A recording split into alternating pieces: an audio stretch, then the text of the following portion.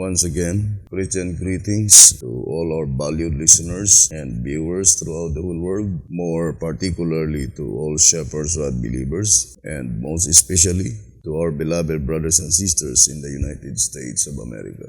Good evening, and may the good Lord bless you, brothers and sisters. This is our episode number 2 on the subject, the 144,000 going out of Egypt. Now let us begin our study in track number 12, page 64 and page 65. It says, in the light of these foregone fundamental facts, we should now be able to rightly evaluate the unfolding of the scroll and to intelligently match the page of prophecy with the page of history. Now let us read in the writings of Alonzo Jones. It says, history is the only true commentary on the prophecies, and the only true exposition of the prophecies is to set down together the history and the prophecy, because history as it really is but the complement of prophecy as it is written. Now here's another statement I would like to read. It says, to know whether we have the true historical event for the fulfillment of a prophecy, if you find every word of the prophecy after the figures are understood is literally fulfilled, then you may know that your history is the true event. But if one word lacks a fulfillment, then you must look for another event or wait its future development. For God takes care the history and prophecy that agree, so that the true believing children of God may never be ashamed. I would like to read one as our page 128. If it is engraved on a tile, it cannot be erased. The thought is that the prophecy will surely come to pass. And after it once becomes history, one cannot erase the things portrayed. It is there to stay through all ages. One is our page 128. Let us focus to this very important subject, Israel going out of Egypt. Now here in one is our pocket edition, on page 53, it says here, having now seen that Israel going into Egypt is typological, logic rules that so also must be Israel going out of Egypt. Now let's read again the statement in one is our pocket edition, page 53. Having now seen that Israel's going into Egypt is typological, logic rules that so also must be Israel's going out of Egypt. And we know that one of the most important events recorded on the book of Hosea. Let us read in chapter 2, verse 15. And I will give her vineyards from thence, in the valley of Achor, for a door of hope. And she shall sing there as in the days of her youth, as in the day when she came up out of the land of Egypt. That is the statement given by the voice of inspiration, that it is a typological event, the same as in the time when ancient Israel came up out of the land of Egypt. Here's another statement in track number 4. It says here, let's read the statement. 41. It says, the scripture, she shall sing there in the New Testament period, as in the days of her youth, as in her first state in the Old Testament period, and as in the day when she came up out of the land of Egypt. Hosea 2 verse 15. Attests that the experience of God's ancient people in going out of Haran and out of Egypt will be repeated at the present time. Track number 4, page 41. Now, the Shepherd's Rod already told us, to us our page 275, you will also note on page 222 that the 430 prophetic years originally applied to Abraham and his seed overlap the 430 of Ezekiel chapter 4. The 430 years of Ezekiel should terminate in 1929 or 1930. But the perfect fulfillment of the prophetic period of Abraham in its antitype is yet in the future, going out of Egypt. The chart on page 212-213 shows its termination in 1930, for as we stated before, it is outlined by the coincidences which perfectly fit the prophecy of Ezekiel. And as it is impossible to make a time chart without any date to go by, we have used these coincidences, and it is stated that the date is indefinite. See our chart on page 133. Ezekiel's prophecy is intended to point forward to the announcement of the predicted reformation and the one through Abraham to its completion, Ezekiel 9.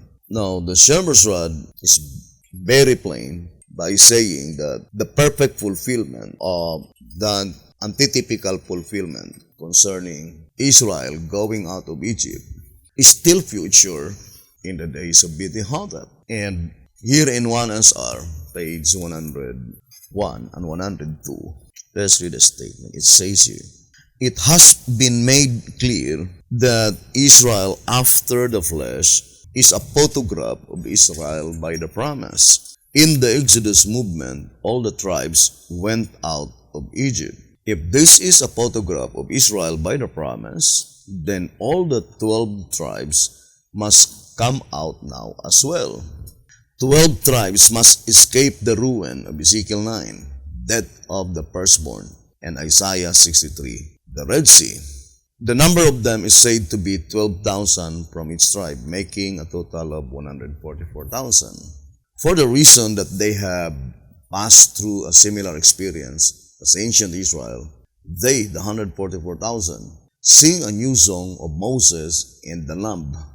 Then he remembered the days of old, Moses and his people, saying, where is he that brought them up out of the sea with the shepherd of his flock? Where is he that put his Holy Spirit within him, that lead them by the right hand of Moses with his glorious arm, dividing the water before them, to make himself an everlasting name, that lead them through the deep as an horse in the wilderness, that they should not stumble. As a beast goeth down into the valley, the Spirit of the Lord caused him to rest. So didst thou lead thy people to make thyself a glorious name. Isaiah 63, verses 11 to 14. This scripture cannot refer to another company than the one we speak of. Now, the shepherd's rod is plainly telling you here in 1SR 101 and 102 that as far as the Bible and the spirit prophecy is thus concerned, that predicted event, Israel going out of Egypt, cannot be referred to any other company except the 144,000 living saints in spiritual Israel. Now, Beti-Hotep, brothers and sisters, 100%, they could not be a part of the living saints, according to his own testimony in answer number 5, page 89. Let us read again the statement. It says here, and since she certifies that the 144,000 are living saints, early writings, page 15, and since she herself died, she cannot be one of them, though she can be one with them. Answerer number 5, page 89. That statement, brothers and sisters, can also be applied to Beti-Hotep, that Beti-Hotep died, then there is no possibility that he could be a part of that living saints, 144,000.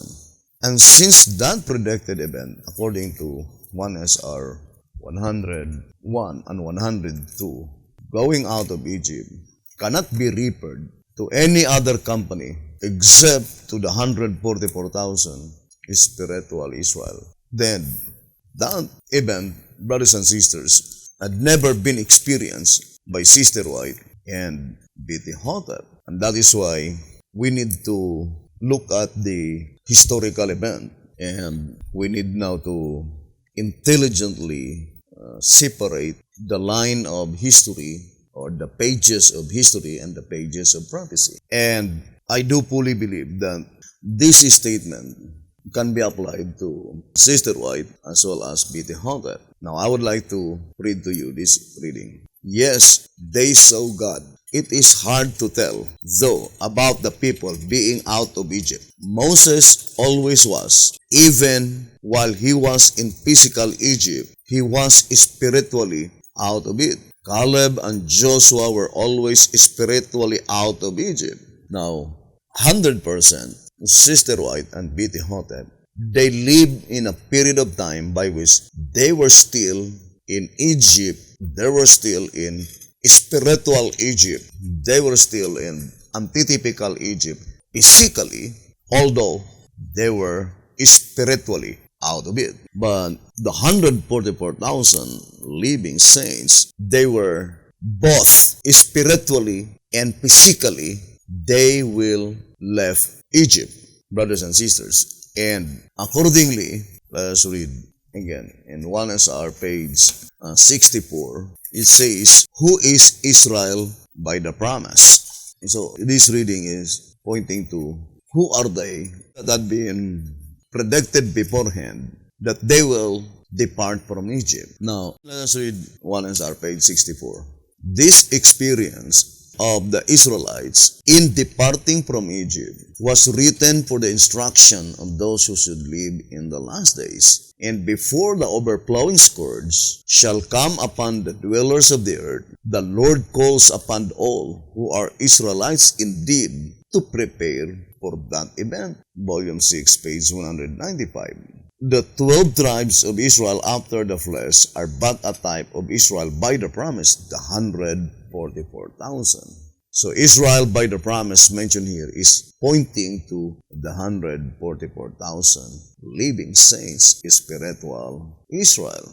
And here the message is plainly telling us that we need to prepare for that event. Brothers and sisters, what event? The antitypical departure from antitypical Egypt. And that's why here in 3 symbolic code, 11 to 12, page 12, let us read.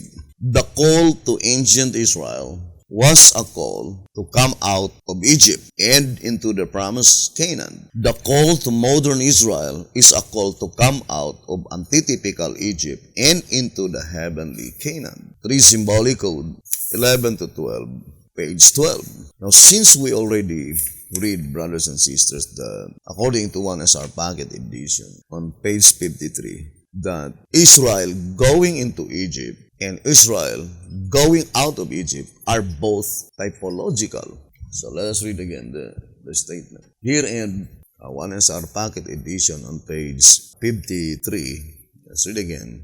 Having now seen that Israel going into Egypt is typological, logic rules that so also must be Israel going out of Egypt. Now, concerning the antitypical fulfillment of Israel going into Egypt or entering into Egypt, it was already fulfilled in the days of Sister White. It says here in 1SR page 76, the beginning of this denomination was typified by Israel's entrance into Egypt as previously explained.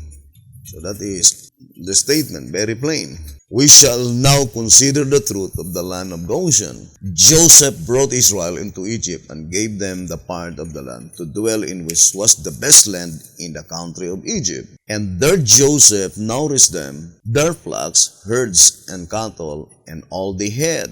The land of Goshen stands as a symbol of the United States of America, in which the church came into existence. While our country is productive like the land of Goshen, the richest in the world, and a Protestant nation, it is the best for missionary work.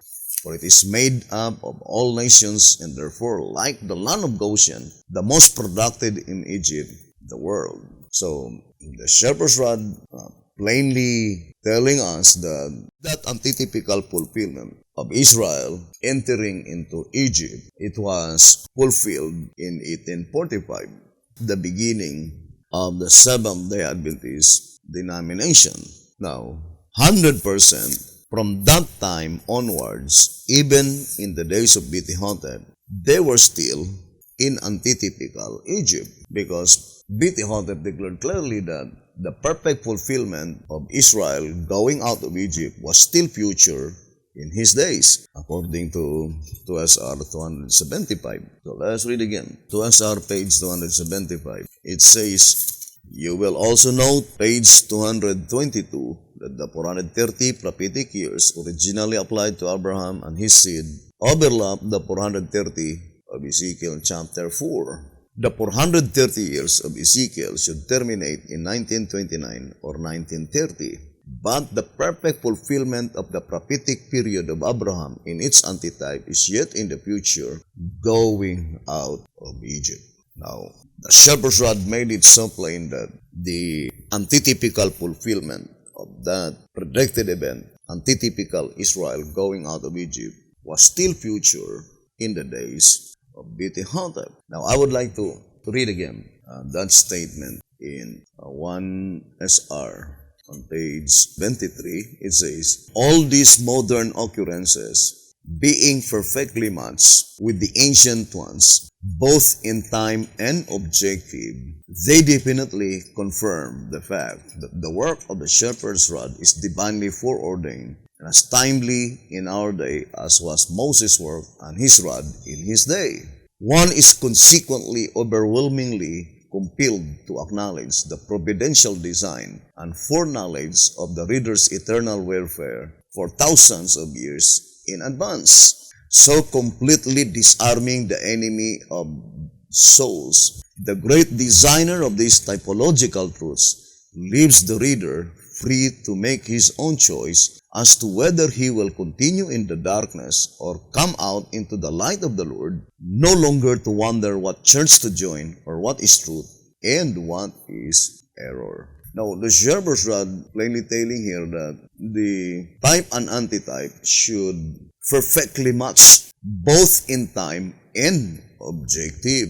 Now, for example, in 1930 to 1955, I fully believe that the only thing that perfectly matches both in time and objective must only to the experience of Moses when God is giving him the rod, or we call it the rod of God. When God gave him the rod and at the same time God gave him instruction how to use the rod. That occurrences in the life of Moses exactly fits and perfectly matches to the life of Beti-Hotep, only broader in scale, as I stated in track number 14, page 6, because the rod that was given by God to Moses is a literal rod, whereas the rod that was given by Beti-Hotep is a shepherd's rod message. Now, brothers and sisters, the admonition given by the shepherd's rod in 2TG 24, page 23, saying that let us be God's real people, logical thinkers, and not bait hunters. Brothers and sisters, I think if you will only study closely, no one could say that the entire shepherd's rod message was given by God to Beti-Hotep in 1930, because every one of us knew that the only books that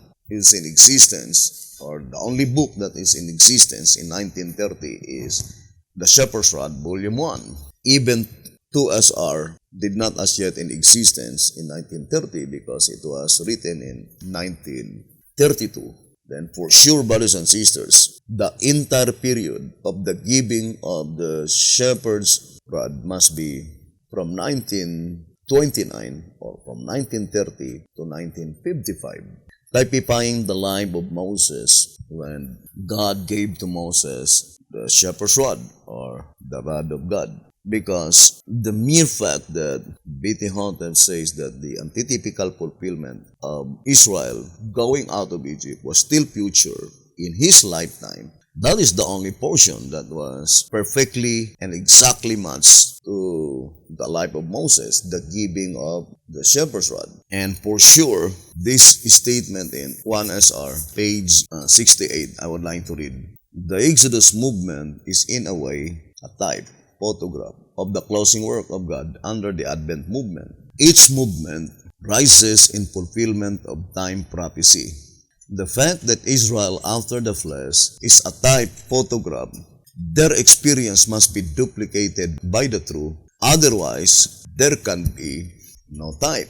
Now, remember, brothers and sisters, the Bible is very plain that according to Hosea chapter 12, verse 13, and by a prophet, the Lord brought Israel out of Egypt, and by a prophet was he preserved. And this verse is pointing to the event when God commanded his people to leave Egypt physically as well as spiritually.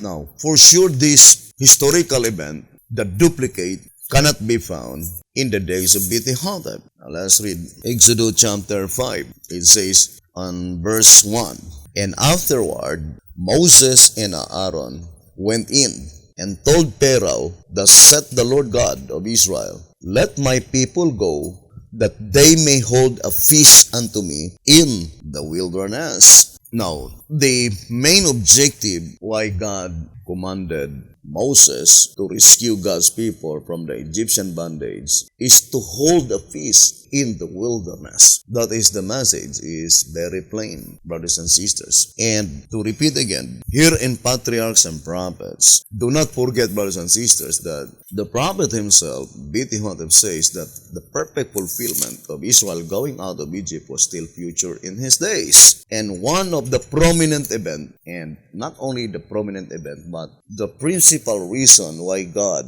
take out his people from Egyptian bondage is to hold a feast in the wilderness. And that historical event did not find a duplicate in the days of Bethlehem. But the Shepherd's Rod made it so plain that the event of Israel going out of Egypt is typological. One is our Pocket Edition, page 53, as well as track number 4, page 41, as predicted in Hosea 2, verse 15. Now let us read again Patriarchs and Prophets, page 757. It says, now let us read this statement, brothers and sisters, and this one's taken on Patriarchs and Prophets, also on 258. Now it says here, let's read the statement given by such inspired statement. It says, in the command for Israel's release, the Lord said to Pharaoh, Israel is my son, even my firstborn. Let my son go, that he may serve me. Exodus 4, verse 22 and verse 23. The psalmist tells us why God delivered Israel from Egypt. He brought forth his people with joy, and his chosen with gladness, and gave them the lands of the heathen. And they inherited the labor of the people, that they might observe his statutes and keep his laws. Psalms 105, verse 43 to verse 45.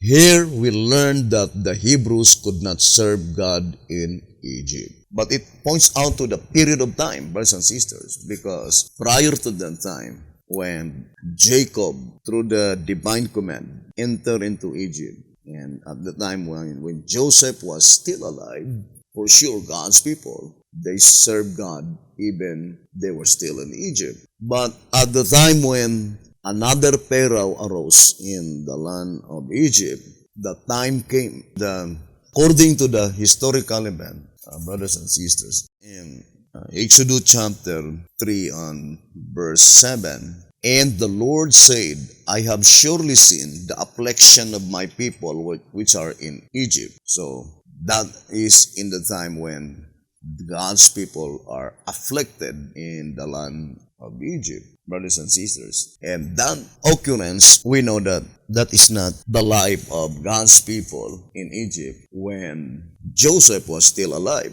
And as a fact, Bethlehem says that they live as kings. Now, I would like to read here in Answerer number 2, page 6. It says, thus the Lord providentially exalted Joseph to share the throne of Egypt in order to predispose Pharaoh to grant Israel permission to enter into the land. Next, to draw them there, he brought thereabouts the 7 years of plenty, followed by the 7 years of famine.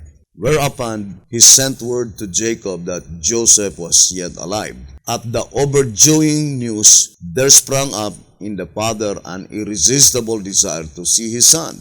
This and the life-taking hunger upon Joseph's brethren compelled them to remove into Pharaoh's land of plenty where they lived like kings. And it says, not purposing, however, to leave them there forever. The Lord did not let their living continue as pleasant as at the first, lest they refuse to take heed to Moses when he should come with the word that the time had arrived for them to go back home. It says the time had arrived for them to go back home. But he brought about another saving providence, this time permitting unbearable hardship to befall them, so that when called they would respond gladly. So slaves they had to become, and still worse, they had to be buried of their male children, then mercilessly driven with cruel lashes upon their backs to produce ever more bricks. Answer number 2, page 6 and page 7. But I would like to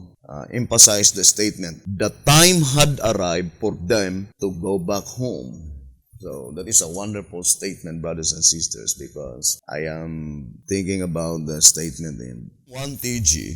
Let's read the statement given by the Voice of Inspiration. 1 TG number 25 on page 4. This is the statement. It says, although Micah forespoke sad news for ancient Judah, he forespoke this joyful news for Judah of the latter days. Trying indeed must it have been for Judah to look forward to her own destruction. Conversely, though, it must have encouraged her to know that the time would come for her to return and to build the old waste places, to raise up the foundations of many generations. I think this sentence must be applied in the days of Beti-Hotep, when God informed Beti-Hotep that God's people will return and build the old waste places. But the next sentence it says, and still more joyful. So it says that it is even more joyful should she now be to learn that the time for her returning to God and to the homeland has actually come. Think it thoroughly, brothers and sisters. That it is even more joyful when at the time that God would inform God's people that the time for her returning to God and to the homeland has actually come. I remember the statement here in answerer number 2 on page 84 and page 85. Let's read the statement. It is Satan's constant target, the people's repeated stumbling block. Answerer number 2, pages 84 and page 85. Satan's constant target, the people's repeated stumbling block. That the great controversy between Christ and Satan is over this crowning hope, the kingdom, is seen from the Lord's repeated instructions in the prophecies, in the types and in the parables, from Satan's constant effort to keep the human race out of it, and last, from human beings repeatedly being defeated in their warfare to become heirs of it. Working determinedly from the beginning to plunge all humanity into hell, Satan conceived his major strategy of misleading them concerning the kingdom. He succeeded with most of the Jews because they wanted the kingdom set up before its appointed time, or not at all. And he is succeeding with many of the Laodiceans today, because now, when the time appointed actually has come, they want to have it later or not at all. What a paradox! What an irony! Indeed, as history repeats itself, so does fully. I remember the statement in 1 TG number 15 on page 20. It says, the Jews wanted a kingdom of their own, a kingdom of this world, saint and sinner in it. Yes, they wanted a kingdom on earth, but none in heaven. What is more, they wanted it 2,000 years ahead of schedule. So it says, what is more, they wanted it 2,000 years ahead of schedule. 1TG number 15, page 20. And here the shepherds say that Satan is succeeding. I would like to read again in answer number 2, page 84. And he, that is Satan, is succeeding with many of the Laodiceans today. Because now, when the time appointed actually has come, for sure, that statement cannot be applied in the days of BT Hotep because the time appointed did not actually come in the days of BT Hotep. So this statement is the same, the one we read in 1TG number 25, page 4, saying that it is a very joyful news to the true faithful people of God, brothers and sisters, at the time when God will inform them that the time of their actual returning to the homeland has actually come. Meaning, that is the very year that God commanded His people to return to the homeland. And God will not let them return to the homeland unless they will return to God first. And that is why the statement is very plain in that reading in 1TG 25, page 4, that it is even more joyful, a joyful news, she be to learn that the actual returning to God and the actual returning to the homeland has actually come, brothers and sisters. But Satan, look at the situation in the days of the Jewish people or the first advent of Jesus Christ, by which at that time the kingdom that Jesus Christ that established is the kingdom of grace and not the kingdom of glory. But the Jewish people, they wanted the kingdom of glory, the throne of David. And the shepherds says in 1TG number 15, page 20, what they wanted is the kingdom that is 2,000 years ahead of schedule. So there is an appointed schedule. I remember the declaration given by David here in Psalms. He says here in Psalms 102 verse 13, Thou shalt arise and have mercy upon Zion, for the time to favor her, yea, the set time is come. And we are very interested to know, to understand the set time that had been given by God, brothers and sisters. Here's some statement that I would like, and I would like to compare the occurrences in the days of Daniel. I would like to read Prophets and Kings 552. It says, still burdened in behalf of Israel, Daniel studied anew the prophecies of Jeremiah. They were very plain, so plain that he understood by these testimonies recorded in books the number of the years whereof the word of the Lord came to Jeremiah the prophet, that he would accomplish 70 years in the desolations of Jerusalem. Daniel chapter 9 verse 2. With faith founded on the sure word of prophecy, Daniel pleaded with the Lord for the speedy fulfillment of these promises. He pleaded for the honor of God to be preserved. In his petition, he identified himself fully with those who had fallen short of the divine purpose, confessing their sins as his own. Prophets and Kings 554 and 555. For example, here in 547, I would like to read this statement. Honored by men with the responsibilities of state and with the secrets of kingdoms bearing universal sway, Daniel was honored by God as his ambassador and was given many revelations of the mysteries of ages to come. His wonderful prophecies, as recorded by him in chapters 7 to 12 of the book bearing his name, were not fully understood even by the prophet himself. But before his life labors closed, he was given the blessed assurance that at the end of the days, in the closing period of this world's history, he would again be permitted to stand in his lot and place. It was not given him to understand all that God had revealed of the divine purpose, shut up the words and seal the book. He was directed concerning his prophetic writings These were to be sealed even to the time of the end. Go thy way, Daniel. The angel once more directed the faithful messenger of Jehovah. For the words are closed up and sealed till the time of the end. Go down thy way till the end be.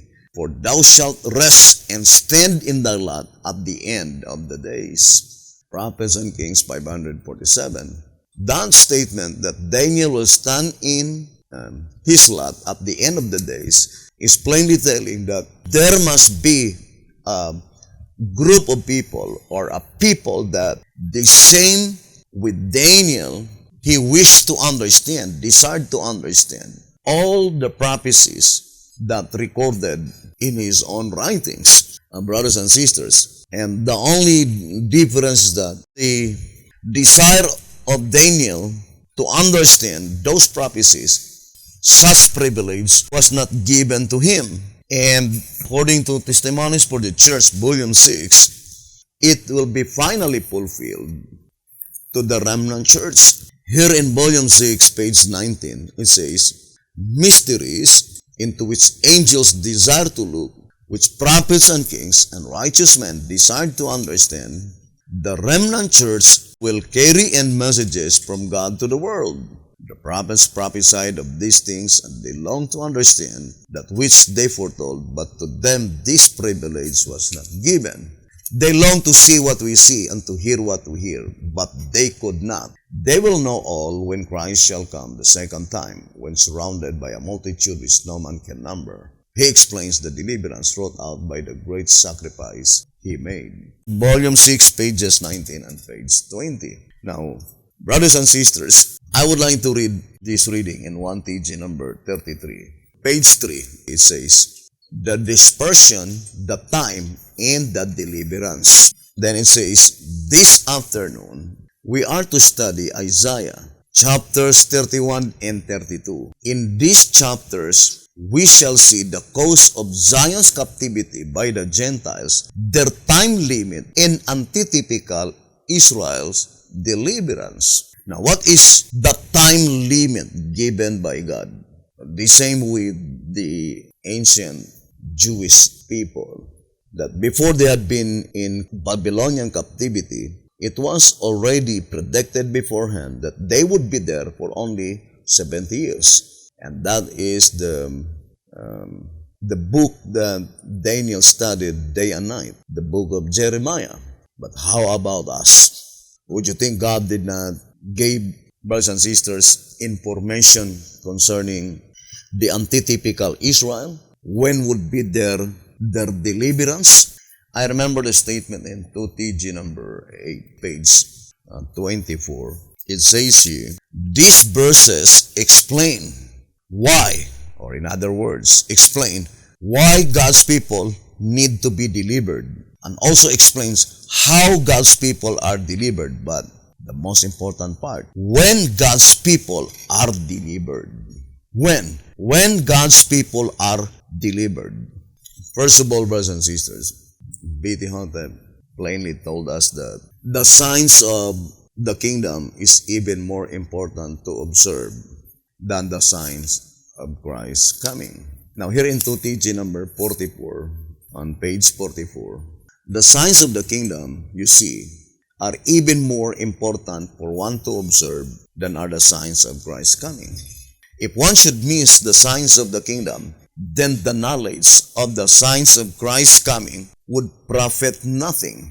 For all such will be frightened at his appearing and say to the mountains and rocks, fall on us and hide us from the face of him that sitteth on the throne and from the wrath of the Lamb. For the great day of his wrath is come, and who shall be able to stand?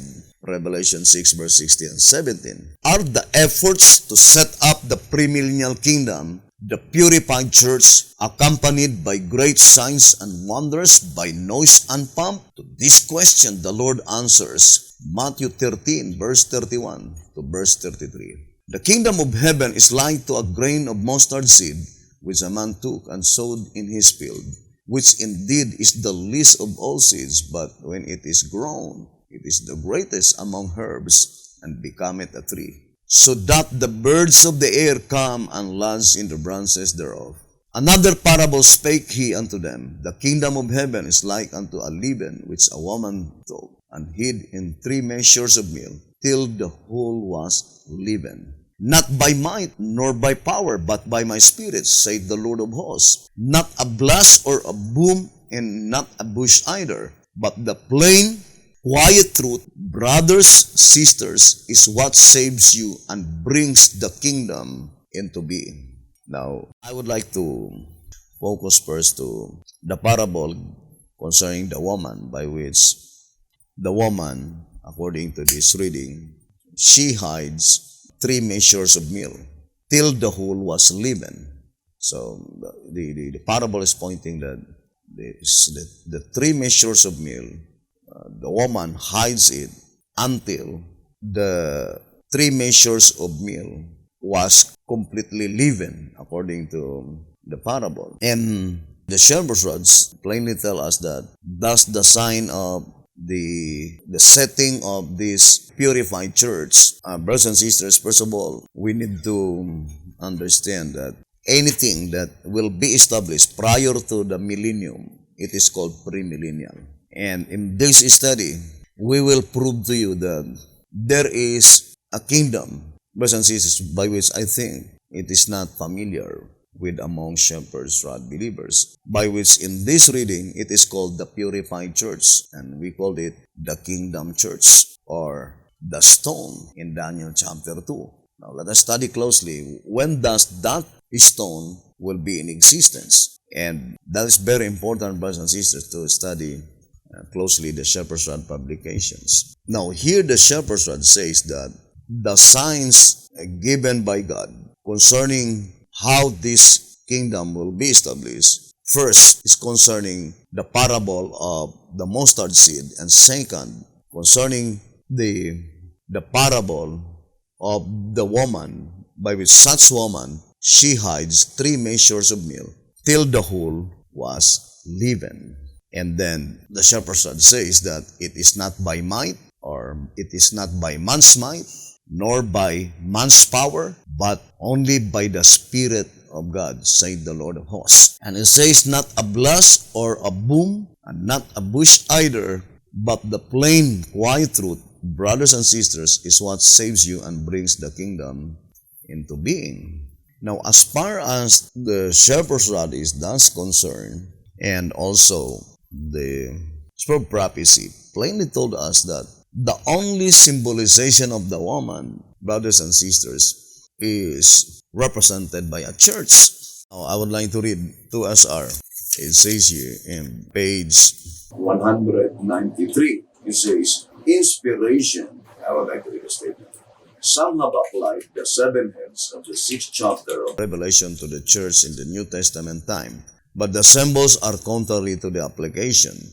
In both Old and New Testament time, God's church has been symbolized by a chaste woman. Inspiration makes no change in the rule.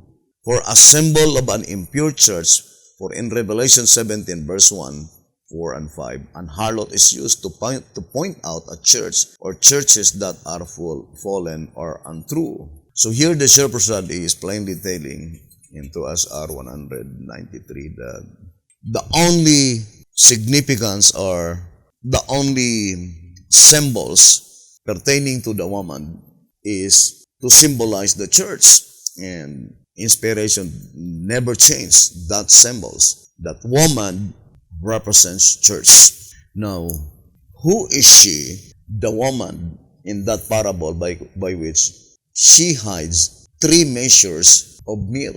And for sure that is not literal, brothers and sisters. And it reminds us the prophecy recorded in Revelation chapter 6 verse 6, the 3 measures of barley, right? Now let us read again the statement here in 2SR. Here in 2SR, page 222.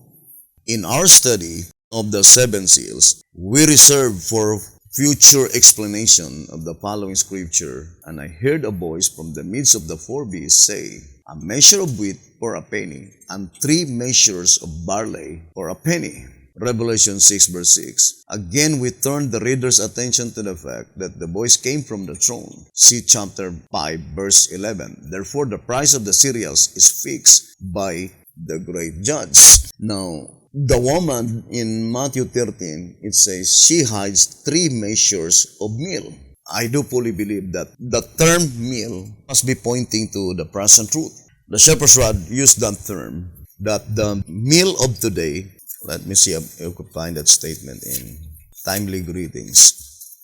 2TG number 20, page 25, it says, here you see that one needs a daily supply of spiritual butter and honey if he is to sustain his spiritual life. That is, yesterday's meal could not take the place of the meal today. No more than Noah's inspired message for his day can take the place of the inspired message of the kingdom today.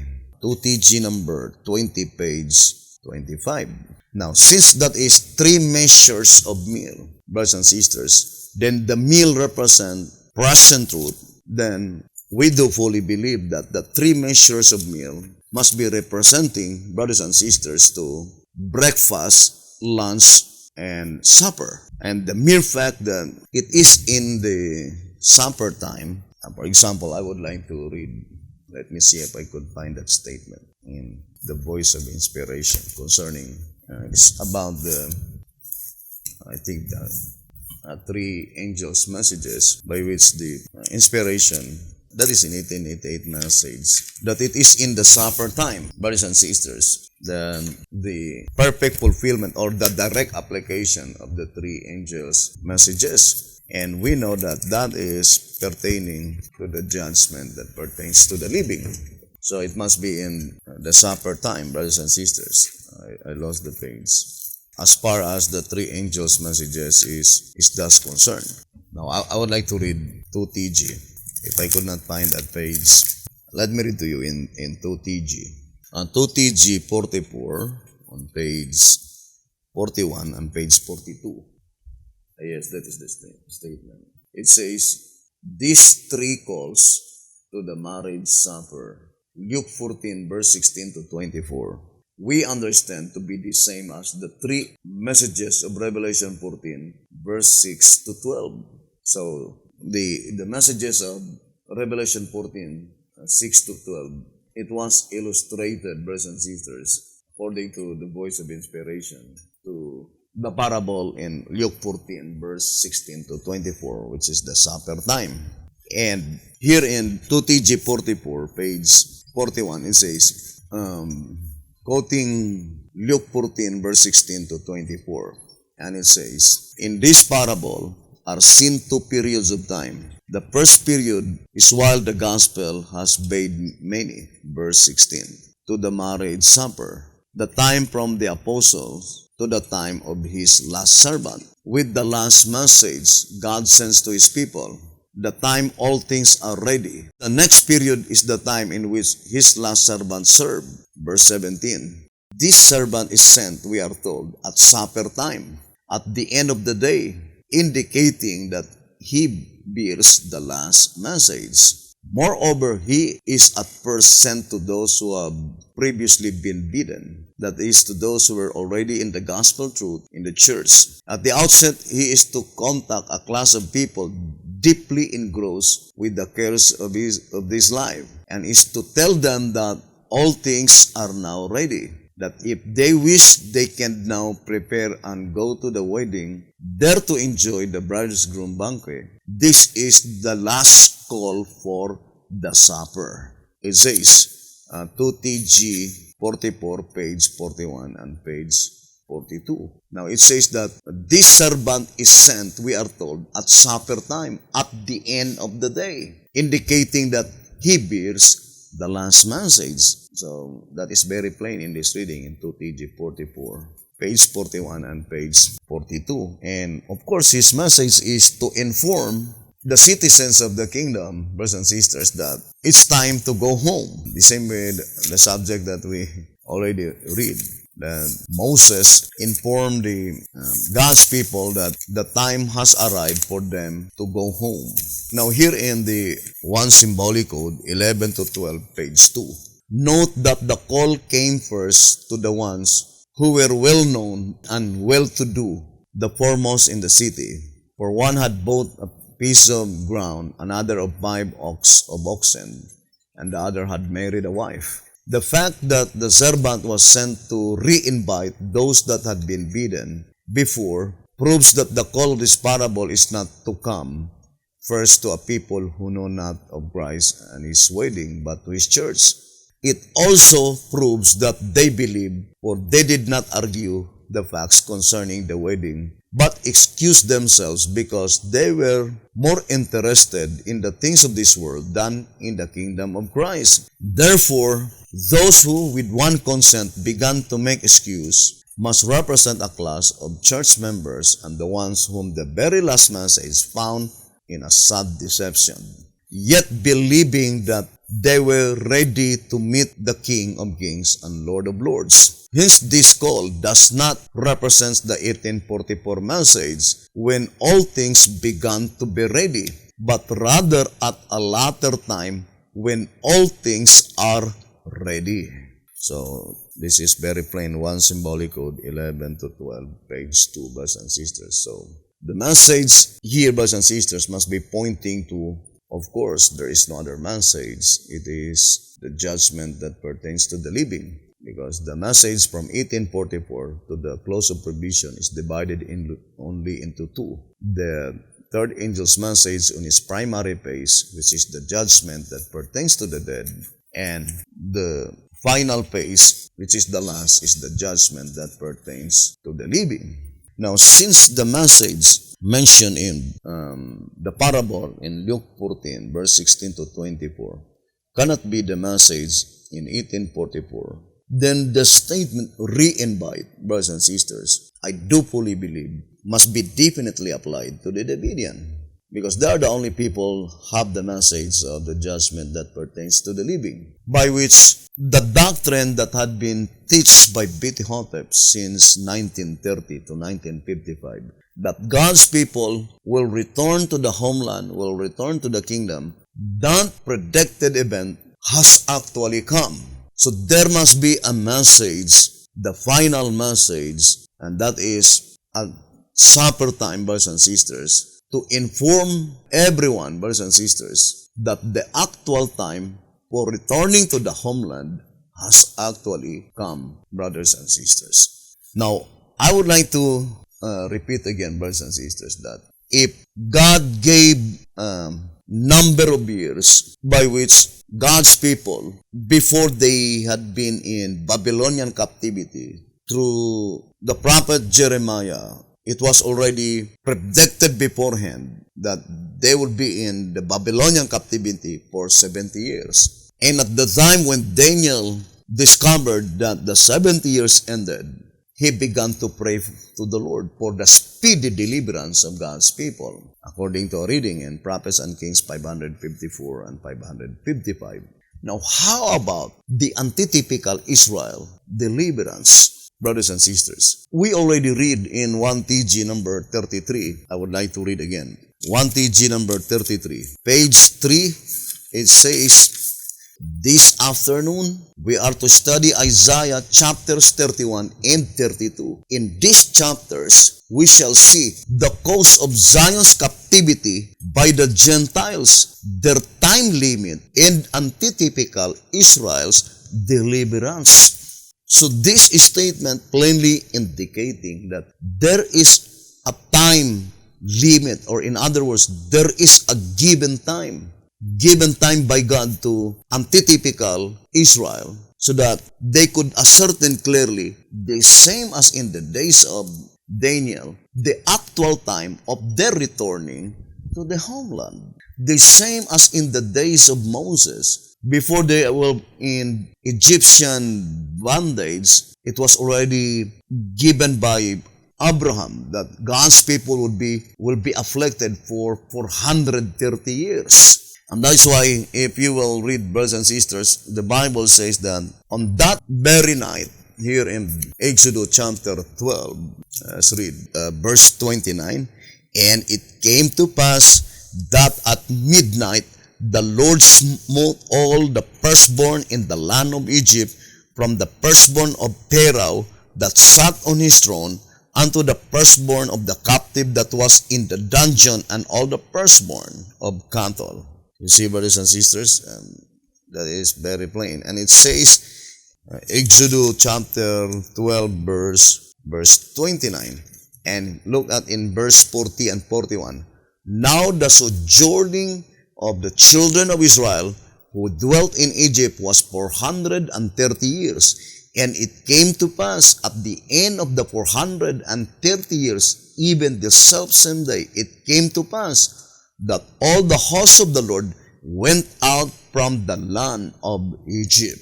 Exodus chapter 12, verse 40 and verse 41. Now, how about God's people, brothers and sisters? Would you think God, brothers and sisters, will leave us in ignorant, brothers and sisters, concerning our deliverance? Remember the statement in Pure Symbolic Code number 10 to 12, page 2, all of which shows that there has occurred nothing in church history of which the voice of prophecy has failed to speak.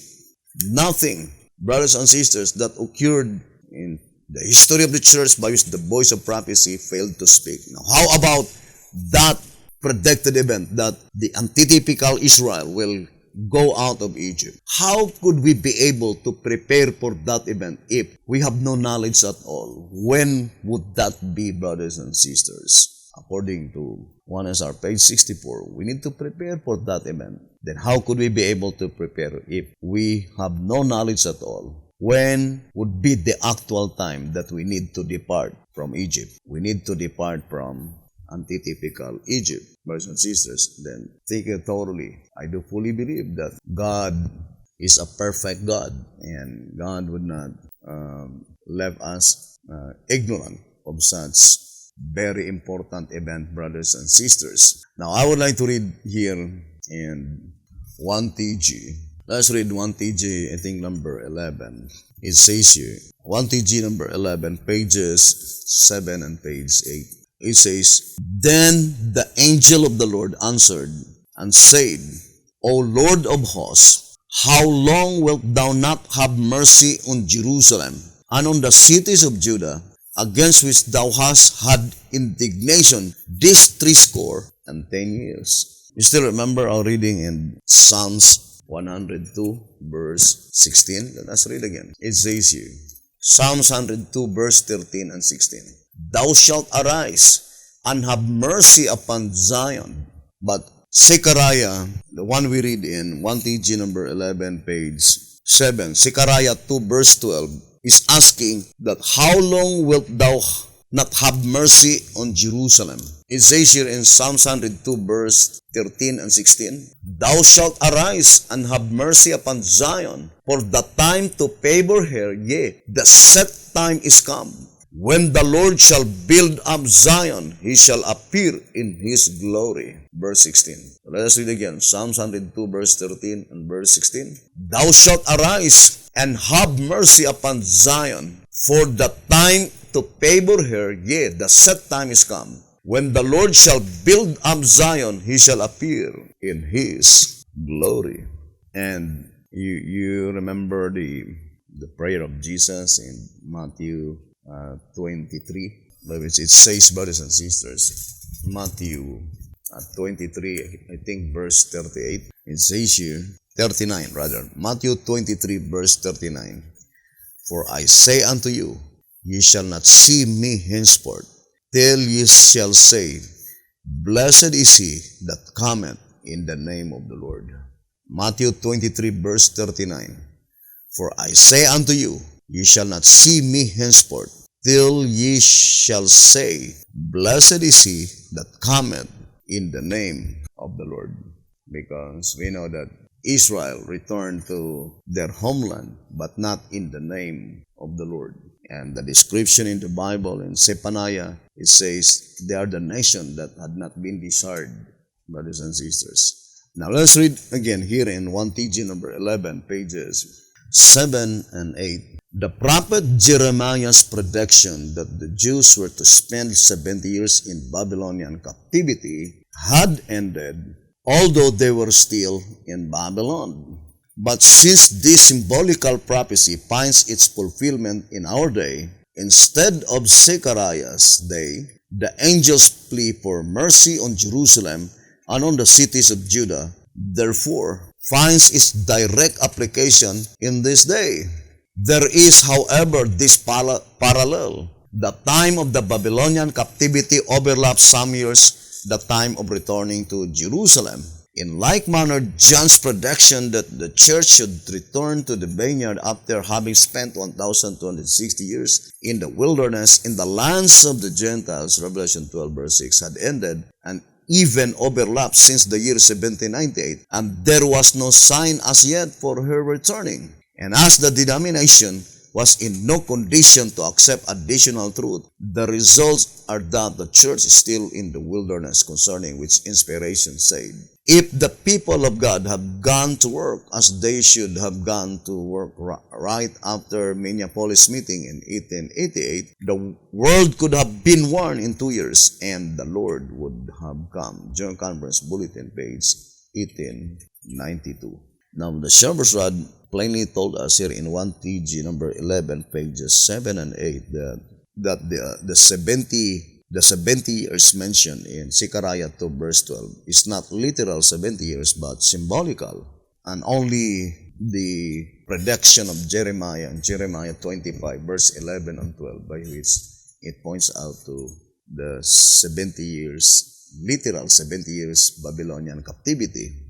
And this 70 years, which is symbolical, is not pointing to the Jews in the days of Zechariah, but rather in our own day, according to this reading, brothers and sisters. And there is no other 70 years symbolical, must be pointing to the Jubilee, brothers and sisters. That this 70 years is the limited period of time given by God. That there will be 70 Jubilees. And we will be studying that so that we could clearly understand when would be the antitypical Israel deliverance, by which that is for sure the year of Jubilee, because Jubilee means deliverance. Now let us read 1 TG number 46. Let's read a statement here. 1 TG number 46, page 7. It says, it is in Isaiah 49 verse 9. That thou mayest say to the prisoners, go forth, to them that are in darkness, show yourselves. They shall feed in the ways, and their pasture shall be in all high places. Then it says, it matters not where God's people be, nor under what circumstances they be placed, they shall nevertheless all hear his servants proclaiming the year of final jubilee, and all are to be let out free. All are to share this great ever-increasing spiritual feast. Now, I would like to read again 1 TG number 46 on page 7, and think it thoroughly, brothers and sisters. That is very plain that God's servants, they will proclaim, brothers and sisters, the final jubilee. So the word final showing that there is a given time of such jubilees, and this jubilee is the final. And it says here in 1 TG 46, page 7, it matters not where God's people be. So it matters not wherever God's people be, nor under what circumstances they be placed. Whatever circumstances it might be, they shall nevertheless all hear his servants proclaiming the year. That is in definite article. There must be a specific year. Proclaiming the year of final jubilee. And all are to be let out free. And all are to share this great ever-increasing spiritual feast. 1 TG 46, 7. If you still remember our reading, brothers and sisters, 1 TG number 11, page 7 and 8, that there is a parallelism with that 70 years captivity in Babylon, and also that 70 years symbolical prophecy. in Zechariah chapter 2 verse 12. And the parallelism is that when the 70 years, literal 70 years, Babylonian captivity ended, there are still 2 years that had been lapsed before they returned to the kingdom, before they returned to Jerusalem, because the 70 years captivity ended in 536 BC or 538 BC, but they did not return to Jerusalem not until in 536 BC. And the same with the woman during the dark ages of religion, that the 1,260 years ended in 1798, but the woman did not return to the vineyard not until in 1880. So that statement in 1TG number 11, page 7 and 8, brothers and sisters, is plainly indicating that at the time when that Jubilee, the commencement of the year of Jubilee arrived, there are still 2 years that will lapse. Then God's people will be on Mount Zion, brothers and sisters. And then God's people will be delivered to that Mount Zion, brothers and sisters. And that's why we need to study closely concerning the Jubilee. Now, here the Shepherd's Rod says, I would like to read in tract number 3, 1934 edition, in page 67. It says, the scriptures often employ mathematical means in defining existence of time and number of years from one biblical event to another. The number of days from the wave ship to the Pentecost was derived by multiplying 7 times 7, which equals 49. In like manner, the number of years from one Jubilee to another was determined by multiplying the 7 sabbatical years by 7, the sum of which is 49. Therefore, multiplication is a common scriptural method of teaching truth. Although we have a separate subject concerning the Jubilee, and also we have a subject, the Bible numerology, brothers and sisters. But I do fully believe, brothers and sisters, that the year of the final Jubilee, brothers and sisters, is also pointing to that predicted event when God informed His people that the time to leave Egypt has actually come. That God is commanding His people to depart on Egypt, and God will bring God's people into the wilderness to observe the feast according to the Bible in Exodus chapter 5 verse 1, brothers and sisters. Now I would like to remind again that the history of God's ancient people, brothers and sisters, accordingly in 1SR page 68, must be duplicated. And that is why we are now evaluating the historical event in the days of Beti-Hotep, by which we can certainly assure 100%, brothers and sisters, that such duplicate of God's people, when God commanded His people to leave Egypt that they might hold a feast in the wilderness, did not occur in the days of Beti-Hotep, brothers and sisters, because there was no record in the lifetime of Beti-Hotep that Beti-Hotep observed the feast. Now, I would like to read again the statement in 2TG. Here in 2TG number 37, it says here, 2TG number 37, on pages 14 and 15. Remember ye the law of Moses, my servant, which I commanded unto him in Horeb, for all Israel, with the statutes and judgments. Behold, I will send you Elijah the prophet before the coming of the great and dreadful day of the Lord. Then it says, you know by now that Malachi chapters 3 and 4 prophetically speak to the people of today, to the people just before the great and dreadful day, to the people to whom antitypical Elijah the prophet is sent. If you could be able to establish clearly who are they the people, then you can immediately discern who is the antitypical Elijah that is by. Now, for example, unto whom John the Baptist had been sent by God? I think the answer is to the Jewish nation. The Shepherd's Rod declared clearly that John the Baptist is the last prophet that God sent to the Jewish people or to the Jewish nation. he must be the last prophet, brothers and sisters. Now, I would like to read that in General Conference page. It says here in page 23, since the promised Elijah is to be the last prophet to the church today, and who is he, the promised Elijah, which is the last prophet to the church in the days of Bethlehem? The church mentioned for sure that is the Seventh-day Adventist church.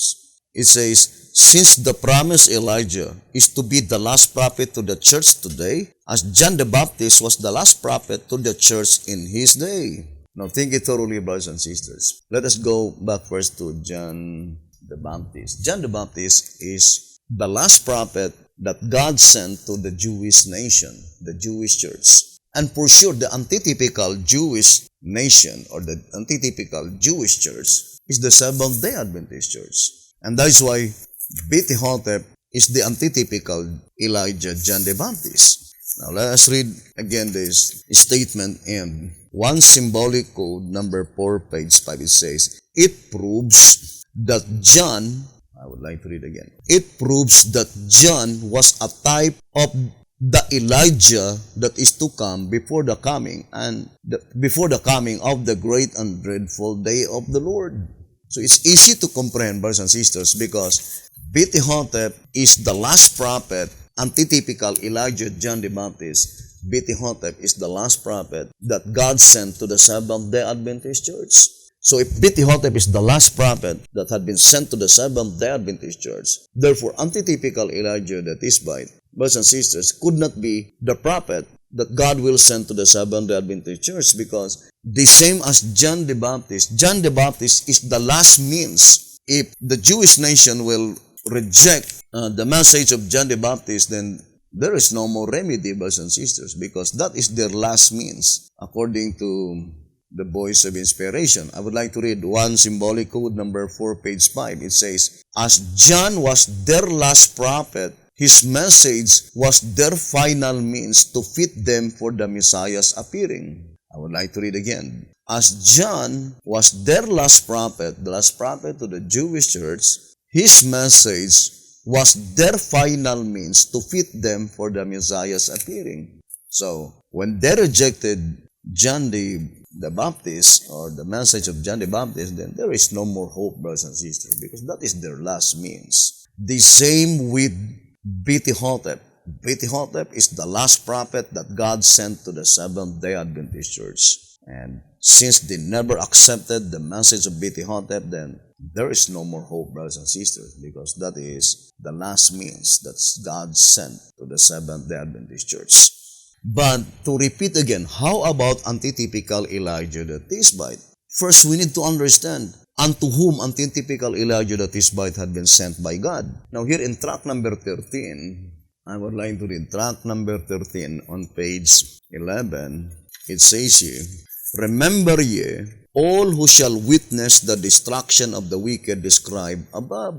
And we know the word all without any exemption. And there is no other group of people by which all of them who will be able to witness the destruction of the wicked is the living saints. The 144,000 living saints, it says, remember ye all who shall witness, meaning still in the future, because who shall witness the destruction of the wicked described above, the law of Moses, my servant, which I commanded unto him in Horeb for all Israel, with the statutes and judgments. This command to keep the law, which Moses received in Horeb, is, according to the scriptures, to all who are to be living in the great and dreadful day of the Lord, living when God sends to the world his last prophet, the antitypical Elijah.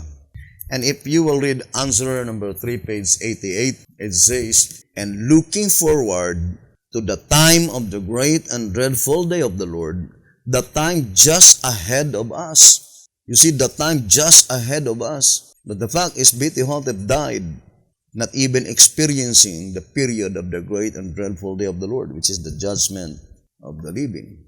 Now, the statement is very plain in tract number 13, page 11, that antitypical Elijah the Tishbite, God sent that prophet to the saints that will no longer to taste death, to the people who will be living in the great and dreadful day of the Lord. And that is the 144,000 living saints. And it is illogical that God sent Hotep to the 144,000 living saints in 1930 and 1955, by which in that period of time, the 144,000 living saints did not yet even born. How illogical it might be, brothers and sisters. So, antitypical Elijah that is by, it says, and looking forward to the time of the great and dreadful day of the Lord, the time just ahead of us, the Lord admonishes the people who will be living at that time.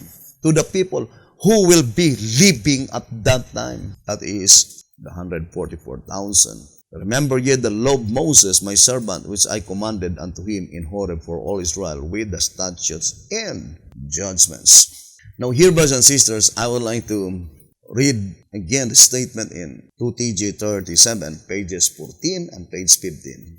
You know by now that Malachi, chapters 3 and 4, prophetically speak to the people of today, to the people just before the great and dreadful day, to the people to whom antitypical Elijah the prophet is sent. It did not say, to the people to whom antitypical Elijah the prophet was sent. Because if the grammar use is past tense, then maybe we could say that, yes, Hotep was sent in 1930 to 1955. Was sent by God to the people living in the great and dreadful day of the Lord. But that is not the grammar used by inspiration. Brothers and sisters, it is in present tense. Brothers and sisters, it says that to the people, so the statement to the people pointing to the time when this 144,000 living saints are already in existence. And since they were already in existence, God sent antitypical Elijah unto them. Brothers and sisters, and I think that is very plain. And it says, and what wise counsel does the Lord give through Malachi? He says, remember ye the law of Moses, my servant. Which law? The law of statutes and judgments which the Lord commanded in Horeb. Since this is God's faithful advice to His people of this day, we would do well to restudy this law of Moses and to remember it, for we cannot disregard His counsel and still expect His blessings. Broadly speaking, the law of Moses consists of three parts. The first is the ceremonial law, the law of the temple, the sacrificial law. This law, of course, we today must not observe except in antitype, for it foreshadowed things to come. Now, I would like to read again. It says, this law, of course, what law? The ceremonial law. Now, brothers and sisters, the ceremonial law does not refer alone to the sacrificial law. The shepherd's rod made it so plain that the ceremonial law is divided into two, the law of the temple and also the sacrificial law. Brothers and sisters, the sacrificial law is only, or the burnt offerings, is only a part of the ceremonial law. Now think it thoroughly. Then we will go back to this reading in 2TG 37, page 15. Think it thoroughly, the statement given by the shepherd's rod in 2SR. Let us read. 268. It says, therefore, these two temples are types of two sections of the Christian church with the antitypical sanctuary service made up of these two laws, moral and ceremonial. Now remember, the statement very plain. Two sections of the Christian church, by which that two sections of the Christian church, unto them was bestowed by God two divine laws, moral and ceremonial law. And we know the Christians or the Christian church, brothers and sisters, commence in 31 AD. Now, why is it that the shepherd's rod says that there are two sections of the Christian church by which that church had been bestowed by God two divine laws, the moral and ceremonial law?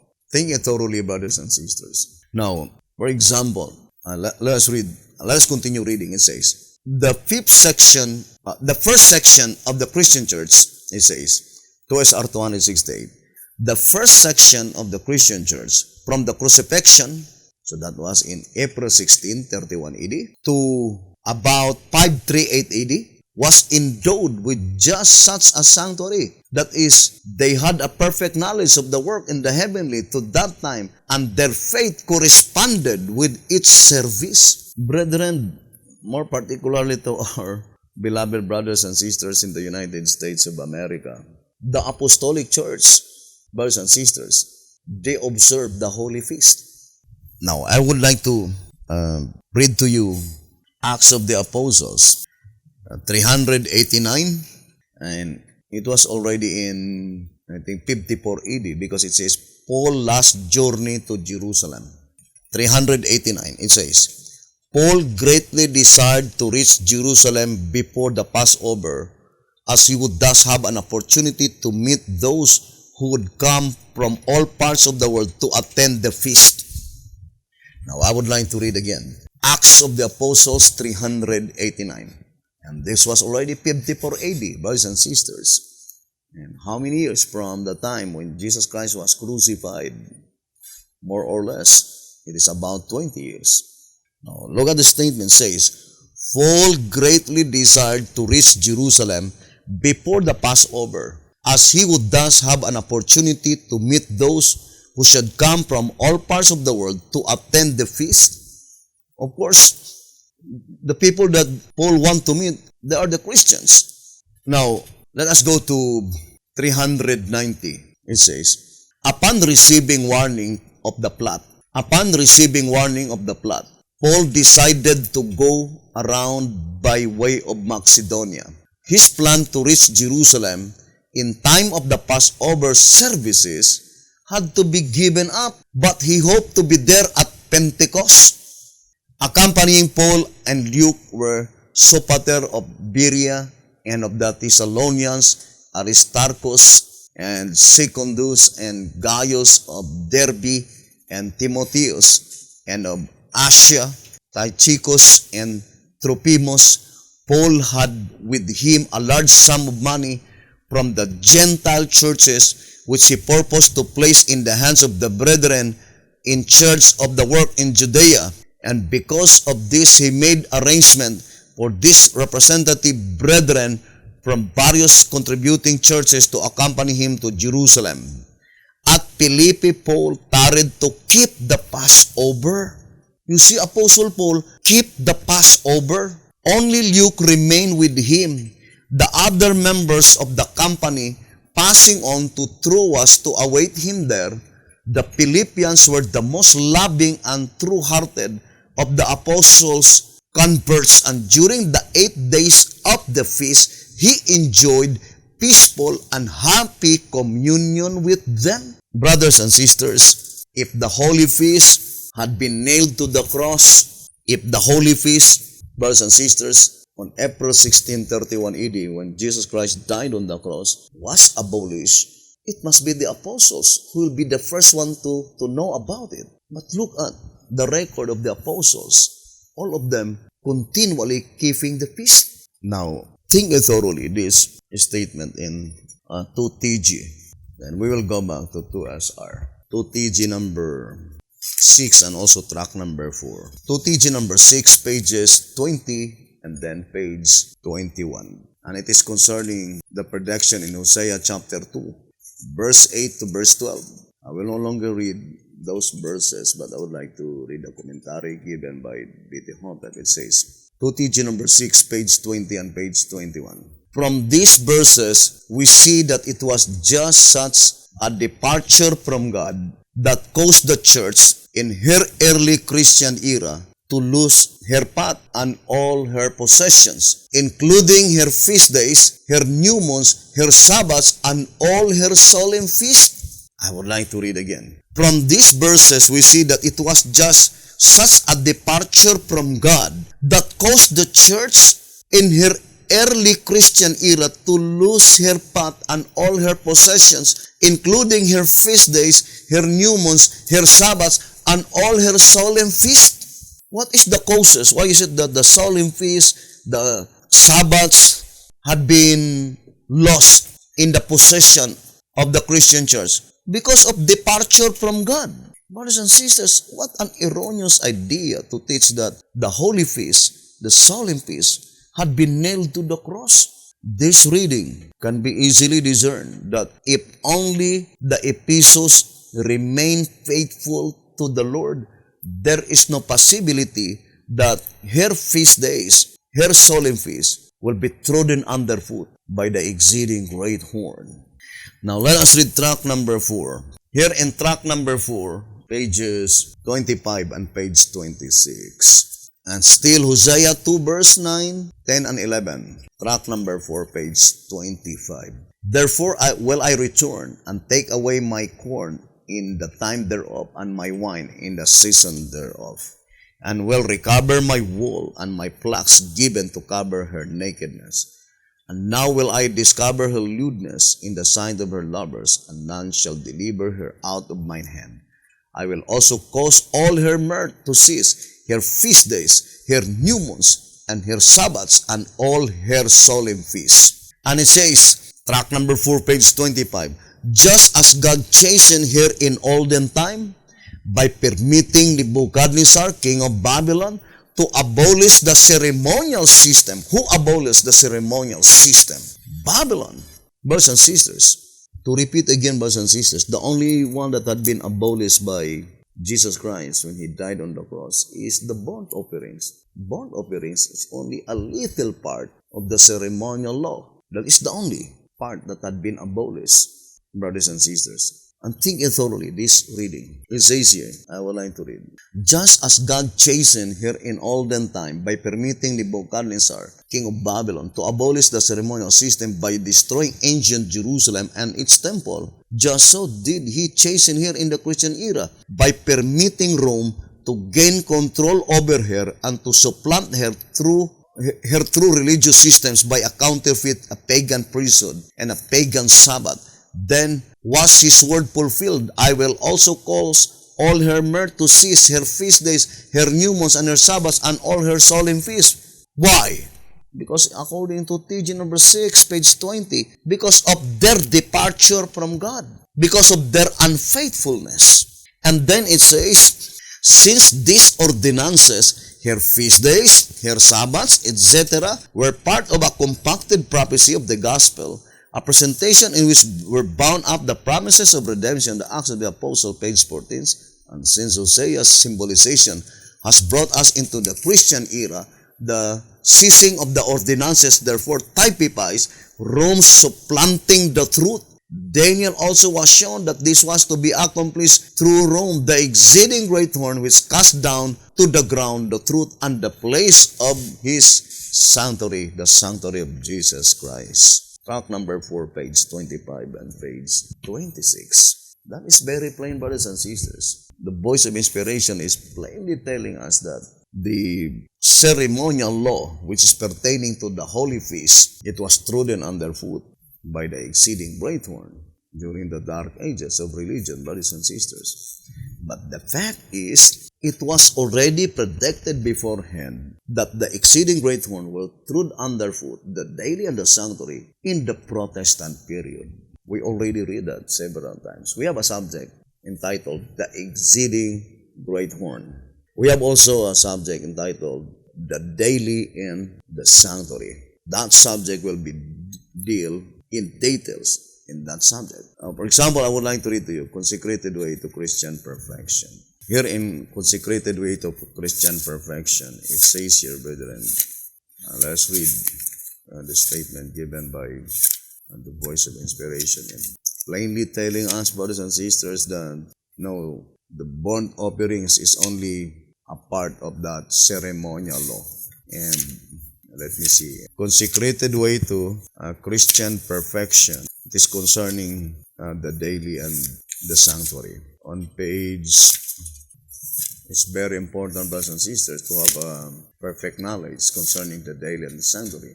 Page 99, Consecrated Way to Christian Perfection. It says, in Daniel 8, verse 11 to 13, Daniel 11, verse 31, and Daniel 12, verse 11, it will be noticed that the word sacrifice is in every case supplied, and it is wholly supplied, for in its place in the original there is no word at all. In the original, the only word that stands in this place is the word tamid, that is here translated daily.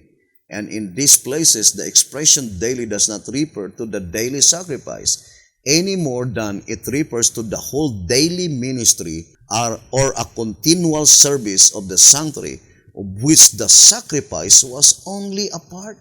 That burnt offerings was only a part, brothers and sisters, of that continual service in the sanctuary. The word tamid in itself signifies continuous or continual, constant, stable, sure, constantly, evermore. Only such word as this expresses the thought of the original word, which in the text under consideration is translated daily. In Numbers 28 and 29 alone, the word is used 17 times referring to the continual service in the sanctuary. Consecrated Way to Christian Perfection, page 99. So the daily there is the continual services in the sanctuary.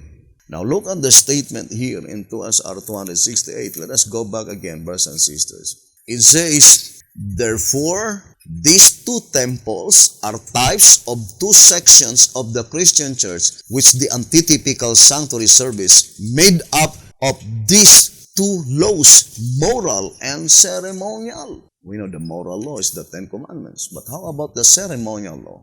It says the first section of the Christian church from the crucifixion to about 538 AD was endowed with just such a sanctuary. That is, they had a perfect knowledge of the work in the heavenly to that time, and their faith corresponded with its service. So whatever the services in the heavenly sanctuary, their faith corresponded with it. Brothers and sisters, with such service. And we already illustrated to you the apostolic church. They faithfully observed the holy feast.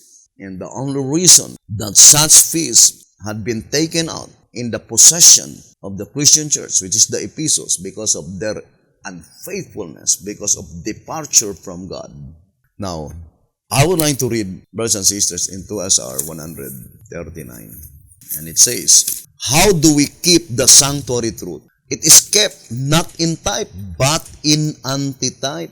By faith, we believe that Christ, our high priest in the heavenly sanctuary, is officiating in our behalf as it was taught in type by the earthly sanctuary built by Moses. As Israel complied with the requirements of its service in the type, so we must in the antitype. Thus, we proclaim the truth, Sabbath and sanctuary more fully.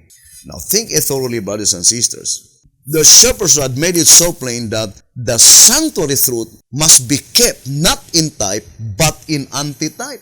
Now, let us look at to the our only type. I would like to use that term. B.T. Hotep says that the Exodus movement is our only type. Now, let us read 1 TG number 7, page 3. In whom do we find such a parallel?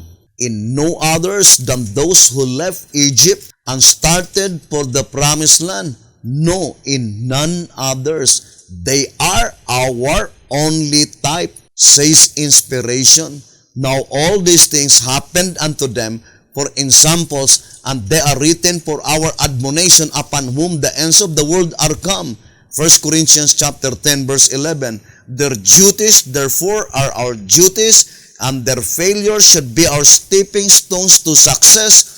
Thus it is that the deeds of those who entered into the promised land must be our deeds, and if we were to be sealed, then the deeds of those who failed to enter therein, we must shun as completely and as quickly as we would shun a lion's den. 1 TG number 7, pages 3 and page 4. Our only type is the first Exodus. Then we need now to study our type, brothers and sisters. Why? Because the admonition was, the deeds of all of them who entered into the promised land must be our deeds. But the deeds of those who had not been able to enter into the promised land, we need to shun as we should shun the lion's den. Now, I would like to read again, brothers and sisters, this reading in 2SR 139. How do we keep the sanctuary truth? And as far as the history is thus concerned, the term sanctuary That is only in the time of the days of Moses, when God commanded Moses to make a sanctuary. In Exodus 25 verse 8, God told, make me a sanctuary. Now, I would like to read again 2SR 139. It says, how do we keep the sanctuary truth? It is kept not in type, but in antitype. By faith, we believe that Christ, our high priest, in the heavenly sanctuary is officiating in our behalf, as it was taught in type by the earthly sanctuary built by Moses. As Israel complied with the requirements of its service in the type, so we must in the antitype. Thus we proclaim the truth, Sabbath and sanctuary, more fully. You know, I really admire the inspiration of the scriptures, because accordingly, I would like to read this reading in 2SR 256. Let me read to you again. 2SR 256, it says, it is remarkable to note the perfect grammatical order of the words at the time of their application, clearly dividing the word of truth as though it were written just at the time the prophetic words are revealed. And this statement is even reality if you will only study carefully, read carefully 2SR 139. Now let us read again 2SR 139. How do we keep the sanctuary truth? It is kept not in type, but in antitype. The first question, does the antitypical fulfillment, when God commanded His people to keep the holy feast, came in the days of Bethlehem? Brothers and sisters, to repeat again, if the type teaches that God's people did not observe the feast while in Egypt, then the antitype must be the same. That is the reason that God take out His people from Egypt to observe feast in the wilderness. And if you are, or in other words, if you desired to be a part of that glorious company, 144,000 spiritual Israel, you need to depart from Egypt. Now, I would like to read again 2SR 139. How do we keep the sanctuary truth? It is kept not in type, but in antitype. By faith, we believe that Christ, our high priest, in the heavenly sanctuary, is officiating in our behalf.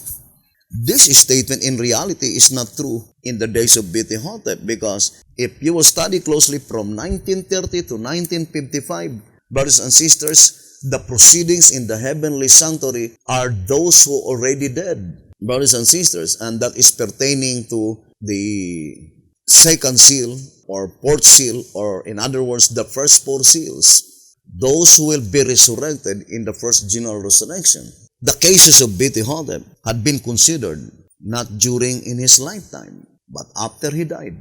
Or in other words, this reading must be applied to the living. I would like to read again. It says, by faith we believe that Christ, our high priest in the heavenly sanctuary, is officiating in our behalf. So that is pointing to the living saints. And that is why I read 2SR 256 that it is remarkable to note the grammatical expression of the holy words of God, that it seems it was just written, brothers and sisters, in our days, that Jesus Christ now is officiating in our behalf concerning to the saints that will no longer to taste death. And we will prove to you, brothers and sisters, that the judgment for the living begins today.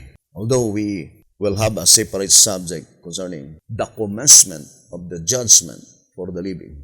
Remember, brothers and sisters, the shepherd's rod made it so plain in General Conference Special, page 39. It says here, in fact, the three angels' messages are applicable to the judgment for the dead only indirectly, for the judgment for the living is the all-important event. That is, the angel is not sent particularly, or in other words, the messenger is not sent particularly to explain what the judgment does to the dead, but what it is to do to the living. General Conference Special, page 39. And also in Jezreel letter, it says, brothers and sisters, it is very plain by saying that for the judgment for the living is to do the livings themselves, the message bearers. That is very plain in Jezreel letter number 2 on page 2. It says, Now, since the message of the judgment for the living is of far greater importance than the message of the judgment for the dead, it is but expected that the Bible will have more to say about the latter than the former. This is so because the judgment for the living has to do with the living themselves, with the message bearers rather than with the dead. In importance, therefore, there is no comparison between the two. How will we get the message of the judgment for the living? The answer is clear to all. We will get it in the same way we got the one in 1844. It came through the channel of inspiration.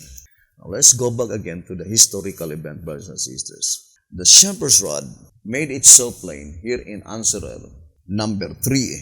Answerer number 3, page 9 and page 10. It says, thus the all-knowing one, let's read again, it says, thus the all-knowing one, he who created the heavenly bodies and knows the very moment he set them in motion to govern the day, the month, and the year, decreed that the holy feast be observed in the very month and on the very day on which they were first ordained. And then it says, in the last part, to prevent his people from bringing upon themselves such a catastrophe and to have them intelligent as to the time the year begins, the Lord gave to Moses the sacred yearly calendar, which cannot be lost or miscalculated so long as the earth remains. He told him that the day which preceded the Exodus was the 14th day of the first month, and that forever thereafter they were to commemorate the Passover on that very night each year, the night following the 14th day.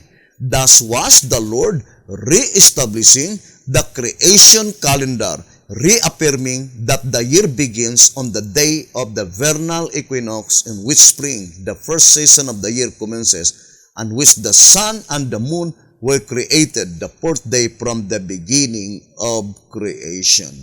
The only point in time at which, in the very nature of things, the year could begin. Answerer number 3, page 10 and page 11. Now think it thoroughly, brethren. Remember, brothers and sisters, the statement used by inspiration, creation calendar. The other term used by the shepherd's rod is antediluvian calendar. Let me read to you. Here in 2SR page 247. The second month and the 17th day of the month was the date of the solar year according to the antediluvian calendar. 247.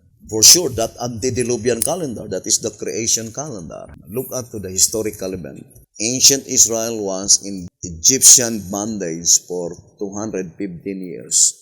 And because of that, they lost sight of the creation calendar, and the only calendar that was familiar to them is the Egyptian calendar. And since it is God who commanded Moses to take out his people in Egyptian bondage in order to observe feasts in the wilderness, then in order for them to observe the holy feast on the very day and on the very month by which God first ordained, it is in absolute necessity for God to reestablish the creation calendar. Now, we can easily see the duplicate of that event to the spiritual Israel or the modern Israel.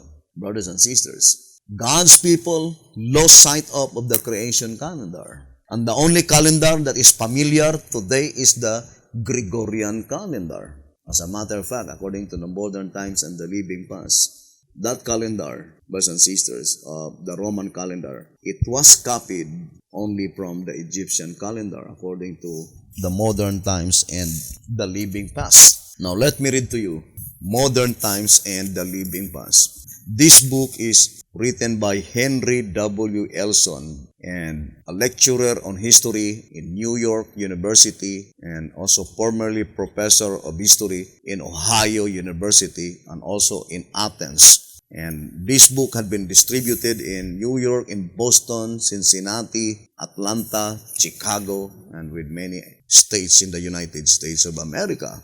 And it is published by the American Book Company. Now, let me read to you the historical event and ponder deeply, brothers and sisters, because here it is very plain that I would like to read. The Egyptians studied the heavens and attained a knowledge of astronomy. And one of their greatest achievements was their fixing the length of the year at 365 days. The Egyptian calendar was devised in 4241 BC. By it, the year was divided into 12 months of 30 days each, leaving 5 holidays at the end of the year. It was this calendar with slight changes that Julius Caesar adopted for the Roman people many centuries later. Caesar added the 5 holidays to various months, thus making them uneven in length, and provided that 1 year in 4 should have 366 days. Many centuries later, Pope Gregory XIII again corrected the calendar in 1582 AD, and in the form in which he left it, it is in use now in nearly all civilized lands. And it is called now, commonly called as the Gregorian calendar. Now let us read track number 10. Track number 10, page 38. Do the nations of today do not follow the biblical monthly calendar that in no wise alters the fact that the original weekly cycle has never been changed, meaning the weekly cycle never been destroyed. Therefore, nothing to restore the weekly cycle because it had never been changed. It had never been destroyed. And as it is entirely independent of both the solar and the lunar calendars, had God not preserved it intact throughout all the ages, the saints now, in the times of restitution of all things, would have great difficulty to restore it and to vindicate its integrity. This reading can be easily discerned that predicted event saying the times of restitution of all things, the restoration is gradual. But you cannot use the word all things if there are still portions by which it was still unrestored. Now, in this reading, we can immediately discern that the final restoration must be pertaining to the creation calendar. That is the reason why God preserved intact that nobody been able to touch the weekly cycle. It had never been changed, remained intact throughout the ages. Why is it that God preserved the weekly cycle?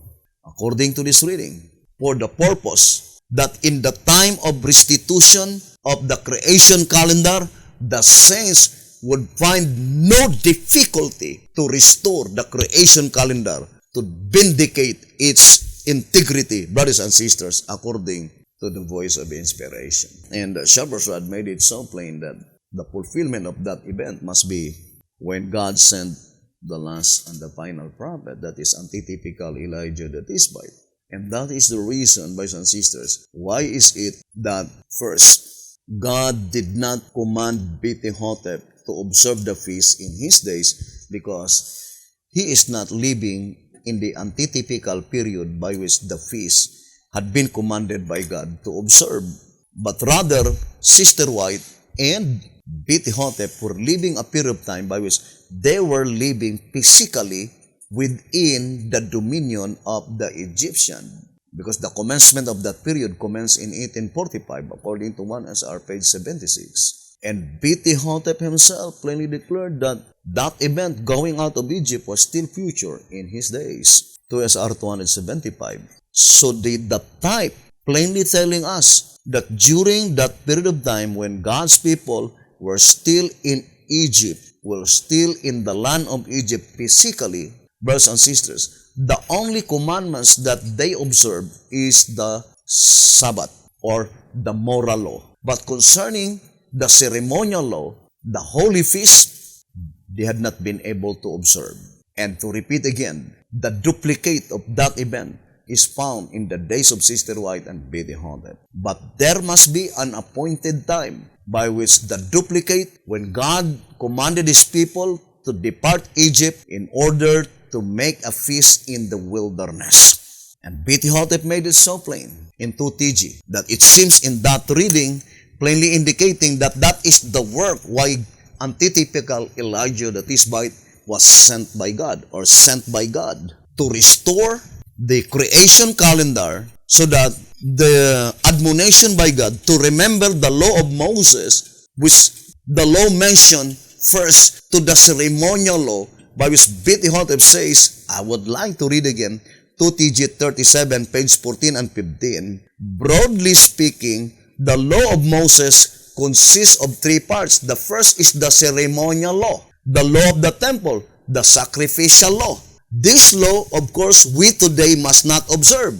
You see, today, in the days of B.T. Hotep, they were commanded by God not to observe, except in antitype, for it foreshadowed things to come, particularly Christ's first advent. Brothers and sisters, so it says here, it foreshadowed things to come. So the ceremonial law must be observed only in the antitype. But concerning the observance of the burnt offerings, the sacrificial law, it was observed in the type rather than in the antitype. But it is concerning, brothers and sisters, the Holy Feast. Now, I would like to bring to you the historical event, brothers and sisters, so that we will be familiar of this predicted event. To repeat again, brothers and sisters, the voice of inspiration is plainly telling us, very plain, that this ceremonial law, brothers and sisters, God did not command B.T. Hotep to observe, because if God commanded B.T. Hotep to observe that ceremonial law, then it needs for them to depart from Egypt. And secondly, it needs that God will restore the Bible calendar, the creation calendar in their days. But the fact is, both incidents did not occur in the days of B.T. Hotep. B.T. Hotep says, the perfect fulfillment of Israel going out of Egypt was still future. And second, creation calendar was not restored in his days. Although he predicted already in track number 10, page 38, that the reason why God preserved intact the weekly cycle remained unchanged. Nobody had been able to touch the weekly cycle because it is God who preserved it for the purpose that in the time of restitution of all things, the creation calendar will be restored, brothers and sisters, through the weekly cycle. And we will prove to you that that statement is real when we will touch the subject, the creation calendar. Because we have a subject concerning creation calendar as well as the Bible numerology, brothers and sisters. Now, think it thoroughly, brethren, the statement given here by the voice of inspiration. Would you think the solemn feast mentioned in Nahum chapter 1, verse 15 is not the holy feast, brothers and sisters? Think it thoroughly. I would like to read to you here in Psalms 81, verse 3. Blow up the trumpet in the new moon, in the time appointed on our solemn feast day. What is the solemn feast day mentioned here? Now, I would like to read again. Psalms 81 verse 3. Blow up the trumpet in the new moon, in the time appointed on our solemn feast day. Now, let me read to you this reading. Let us read a statement given by the voice of inspiration. So it says here, brethren, by which that verse had been quoted. So let us read the statement. I am inclined to believe, so let us read this reading. I am inclined to believe that those who watch for the day and hour will understand both before they arrive.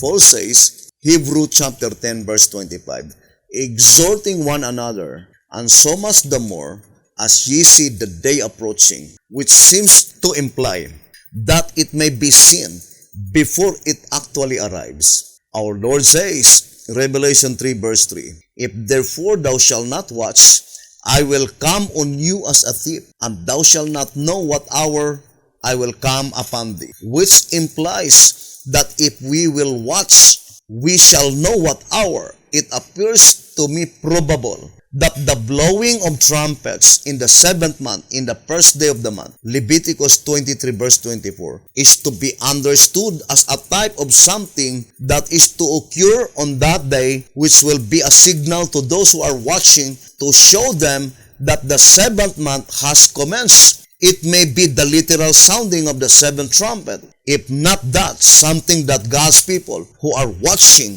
will understand and then know for certainty when the 10th day is. Psalms 81 verse 3.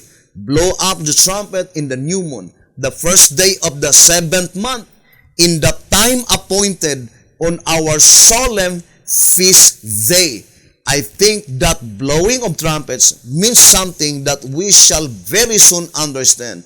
The Lord help us to stand on our watchtower. That statement, you yourself can easily discern that Psalms 81 verse 3 is pointing to the Day of Atonement. But it is a prophecy, brothers and sisters. And I fully believe that it is closely connected to that statement in 1 TG number 3. Let's read 1 TG number 3. On page 15, it says, here we are told that at the time the war is fought, someone is to be publishing inspired revelations of newly revealed truth. The truth of the judgment of the living, the which is to forever separate the wheat from the tares, the good fish from the bad, the sheep from the goats, and the wise virgins from the foolish ones. This shall no more pass through the church, declares the scriptures. They are utterly cut off, thus urging Judah, the church, to keep this antitypical atonement feast. You see, antitypical Day of Atonement, and to perform her vows to God so as to be found worthy of escaping the judgments of God. Hence, God's plea to His church is now ringing throughout the land, saying, awake, awake, put on the strength of Zion, put on the beautiful garments of Jerusalem, the holy city, for henceforth there shall no more come into thee the uncircumcised and the unclean. It says, with these positive signs of the times, inspiration let each individually decide for himself whether to put confidence in the voice which inspiration itself recommends or in a voice which uninspired human beings recommend. Henceforth, there is to be no confusion among God's people. His watchmen shall lift up the voice. With the voice together shall they sing, for they shall see eye to eye when the Lord shall bring again Zion. Now, I would like to read to you another statement here in 12 Symbolic Code 6 and 7. It says here, Nahum 1 verse 15, 12 Symbolic Code number 6 and 7, page 12. Behold upon the mountains the feet of him that bringeth good tidings, that publisheth peace. O Judah, keep thy solemn feast. So the feast mentioned here is inscribed in plural form. And we already read, right? 1 TG 3:15, that among the feasts is the Day of Atonement. Therefore, the feast mentioned in Nahum 1 verse 15, as explained in 1 TG 3:15, must be pointing to the Holy Feast. It says, in our study of this prophecy, we learn that this happens when Assyria falls.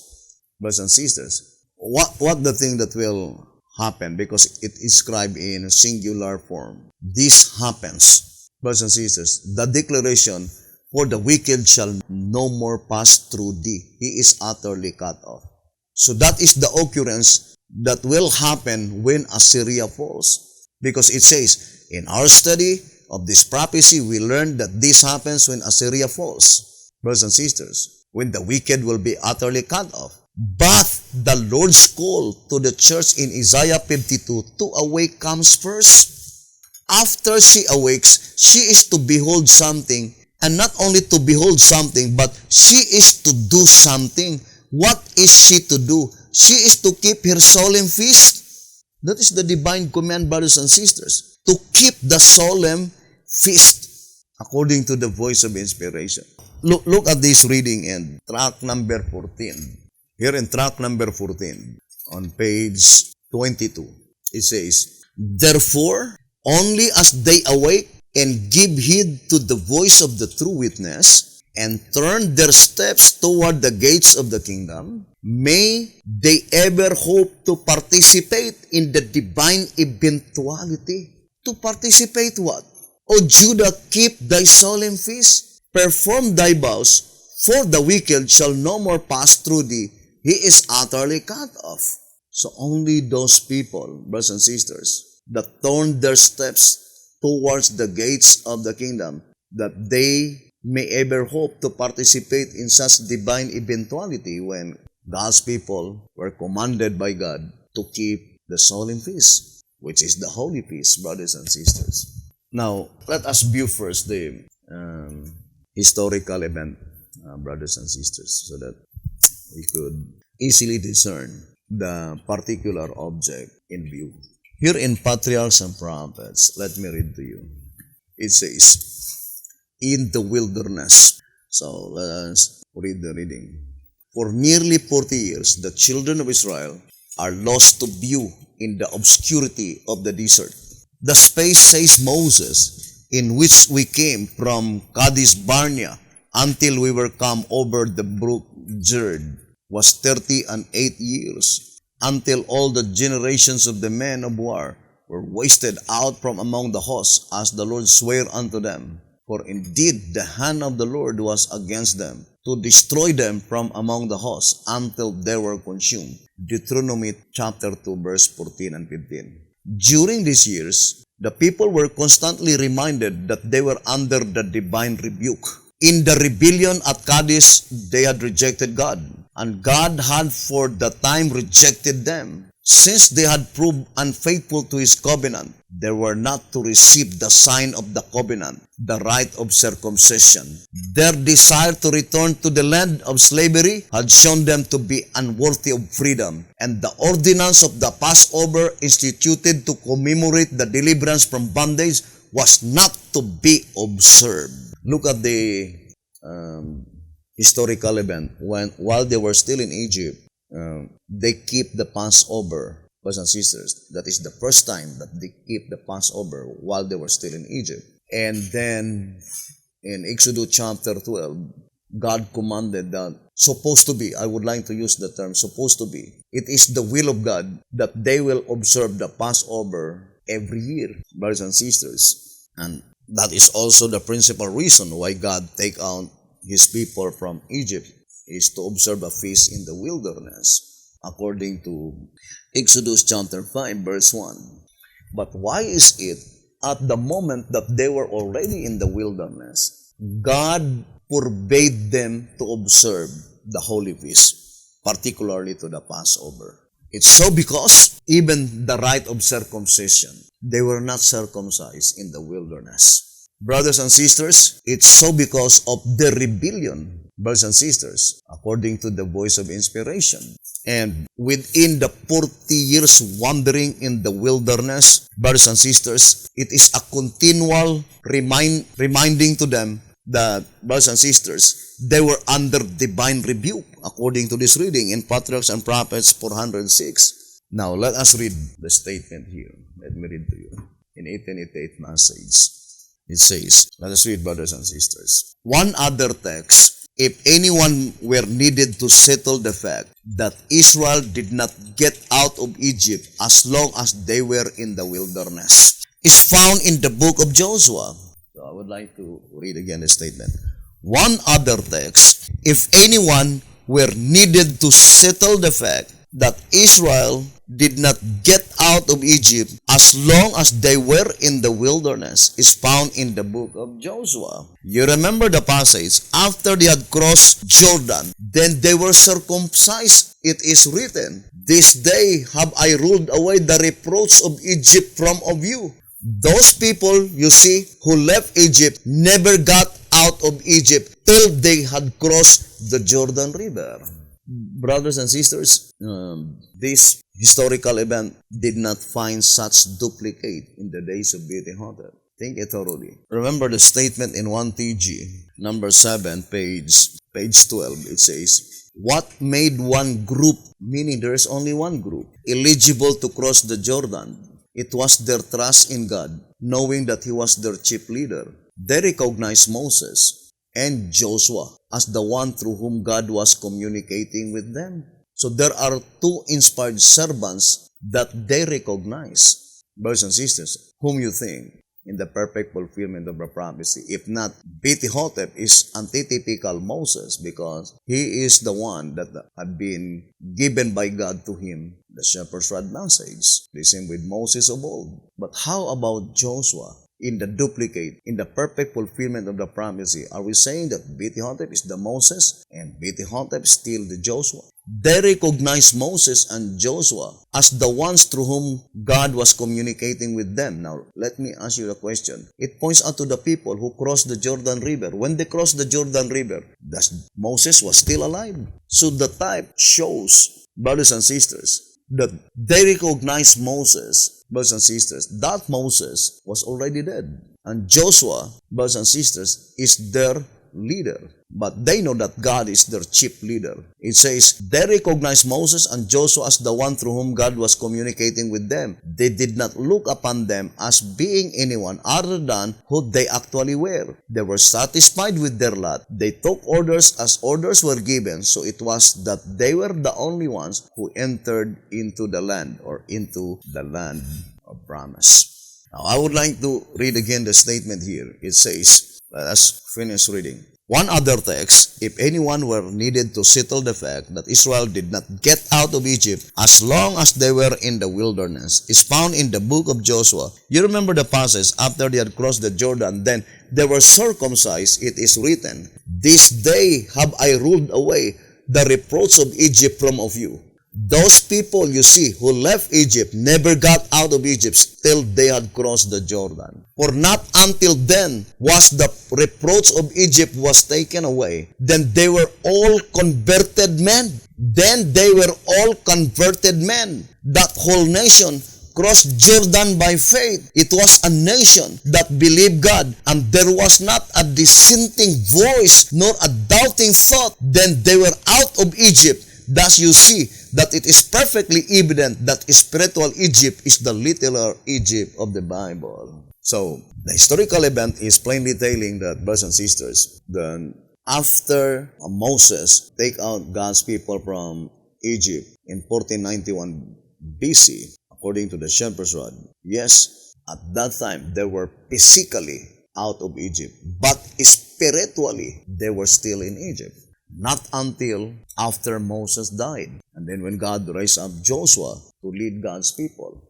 And secondly, God never commanded them. God forbade them to observe the feast in the lifetime of Moses. Therefore, historically, they never observed the feast in the wilderness, in the first section of the Exodus, but only in the last section, the second section, the leadership under Joshua. Look at the statement here in Patriarchs and Prophets. Let me read to you in 485. It says here, a short distance from Jordan,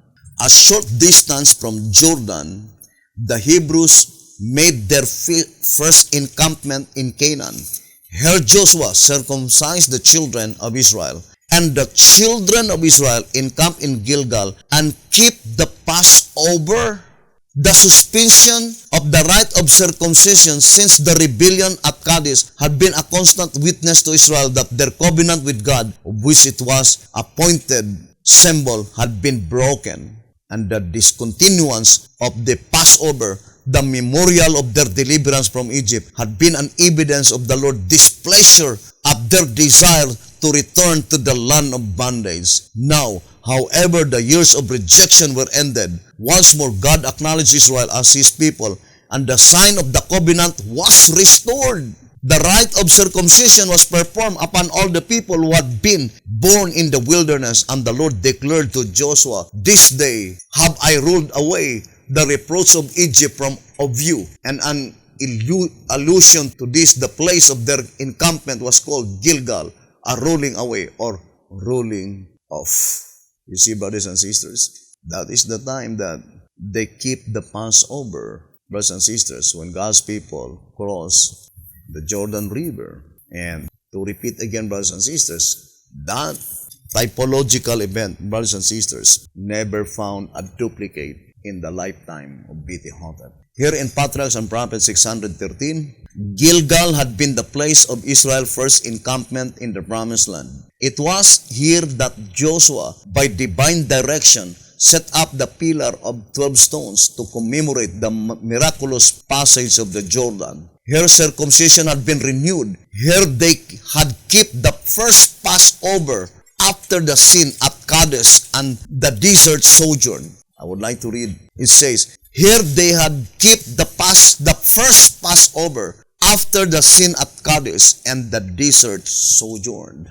You see, brothers and sisters, that is very plain. That is the very first Passover because God forbade them to keep the Passover in the days of Moses because of their rebellion at Kadesh. And not until God had taken the reproach of Egypt after the 40 years had ended, and that is the time that God commanded His people to keep the Passover. According to this historical event, brothers and sisters, and patriarchs and prophets. Now, to repeat again, that typological event did not found the duplicate in the lifetime of B.T. Hotep, but it must be duplicated because that event is typological. As stated in 1 TJ number 7, page 12, what made one group eligible to cross the Jordan? There is only one group that is eligible to cross the Jordan, and it could not be in the days of B.T. Hotep that they crossed the Jordan, brothers and sisters. Because in reality, even that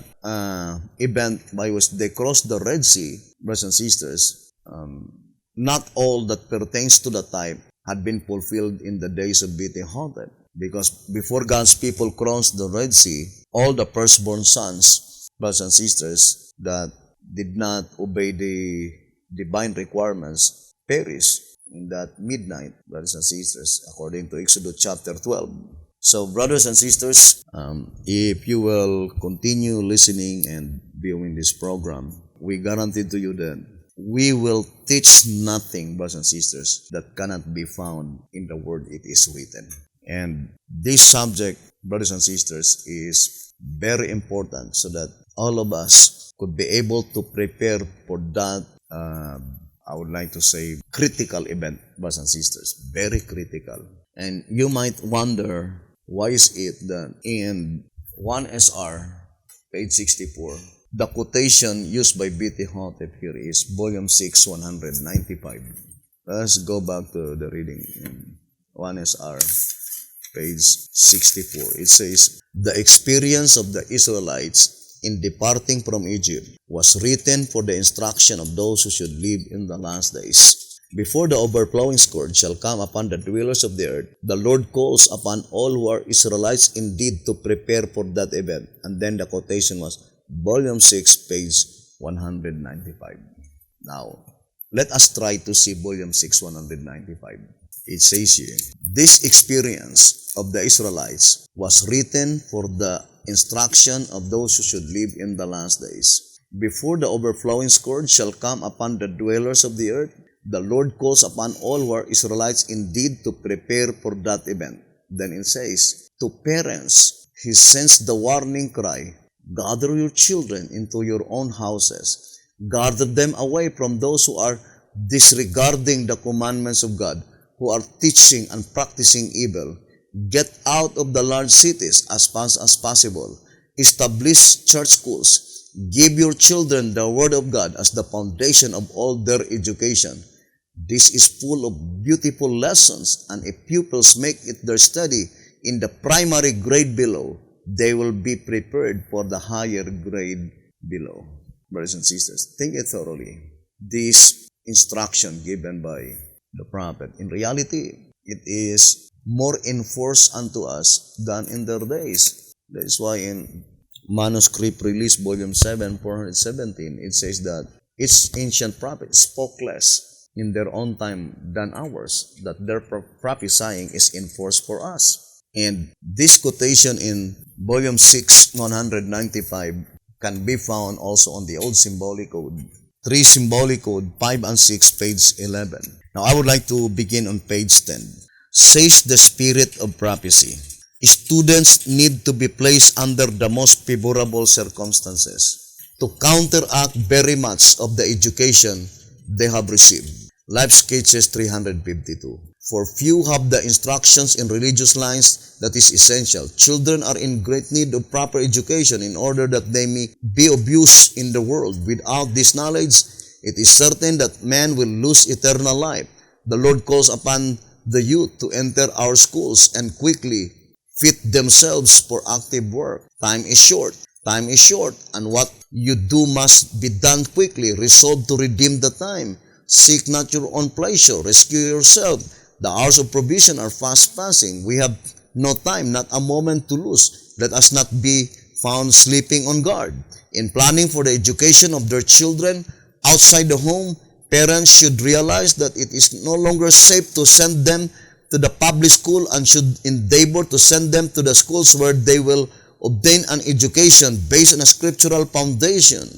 Upon every Christian parent, there rests the solemn obligation of giving to his children an education that will lead them to gain a knowledge of the Lord and to become partakers of the divine nature through obedience to God's will and way. Our children should be removed from the evil influences of the public school and placed where thoroughly converted teachers may educate them in the Holy Scriptures. The students will be taught to make the Word of God the grand rule of their lives. In sending children to the public schools, parents are placing them under the demoralizing influences that injure the morals and habits. In such surroundings, children often receive instruction that trains them to be enemies of Christ. They lose sight of piety and virtue. Many public schools are permitted by the baneful influence of boys and girls who are experts in sin. And the children who are allowed to play on the street are also obtaining a training that thoughtless parents will sometimes learn leads to recklessness and lawlessness. Parents should neglect no duty on their part to benefit their children. They should train them that they may be a blessing to society here and may reap the reward of eternal life hereafter. That fathers and mothers fail not of realizing this great desideratum. God has laid upon them the responsibility of giving a Christian education to the children entrusted to them, and in no case are they to let any line of business so absorb mind and time and talents that their children are allowed to drift until they are separated far from God. They are not to allow their children to slip out of their grasp into the hands of unbelievers. They are to train them to become workers together with God. There is earnest work to be done for the children before the overflowing scourge shall come upon the dwellers of the earth. The Lord calls upon those who are Israelites indeed to serve Him. Gather your children into your own houses. Gather them in from the classes who are voicing the words of Satan, who are disobeying the commandments of God. This experience of the Israelites was written for the instruction of those who should live in the last days before the overflowing scourge shall come upon the dwellers of the earth. The Lord calls upon all who are Israelites indeed to prepare for that event. To parents, He sends the warning cry, gather your children into your own houses. Gather them away from those who are disregarding the commandments of God, who are teaching and practicing evil. If God in His providence has established a school among our own people at Mount Carmel, if in place of sending your children would be in the society and under the influence of those who love the truth, you're placed in a worldly class who have no respect for God or His law, I ask you how you expect the Lord will work to counteract the evil influence that must surround them and which you have voluntarily chosen. Will He commission His angels to do the work which has left for you to do? God does not work in that way. He expects us to follow the light He has given in His word. When God was about to smite the firstborn of Egypt, He commanded the Israelites to gather their children from among the Egyptians into their own dwellings and strike their doorposts with blood, that the destroying angel might see it and pass over their homes. It was the work of parents to gather in their children. This is your work, this is my work, and the work of every mother who believes the truth. The angel is to place a mark upon the forehead of all who are separated from sin and sinners, and the destroying angel will follow to slay utterly both old and young. Oh, before it is forever too late, may the Spirit of God, with mighty force, send home to the hearts of parents these fearful facts, that they may quickly arouse from their long stupor and fight for the lives of their children by placing them where God can save them. Three symbolic code 5 and 6, page 10 and 11. Those readings, in reality, is more in force this year than in any other previous years, brothers and sisters. And we will prove to you, brothers and sisters, that it is high time now to abandon, brothers and sisters, all the schools or Egyptian schools.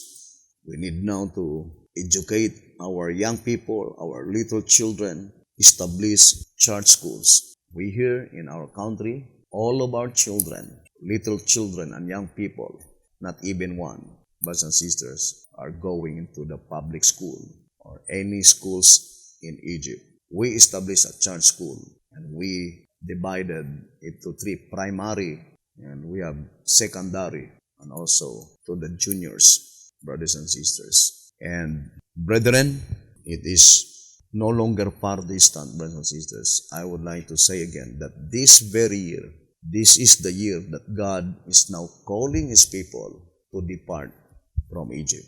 And we will prove to you and we will give to you the exact and definite time, the actual time of our departure in the antitypical Egypt. Hoping the good Lord will bless you, brothers and sisters, and you will abide listening and viewing this program. Thank you very much and have a wonderful evening.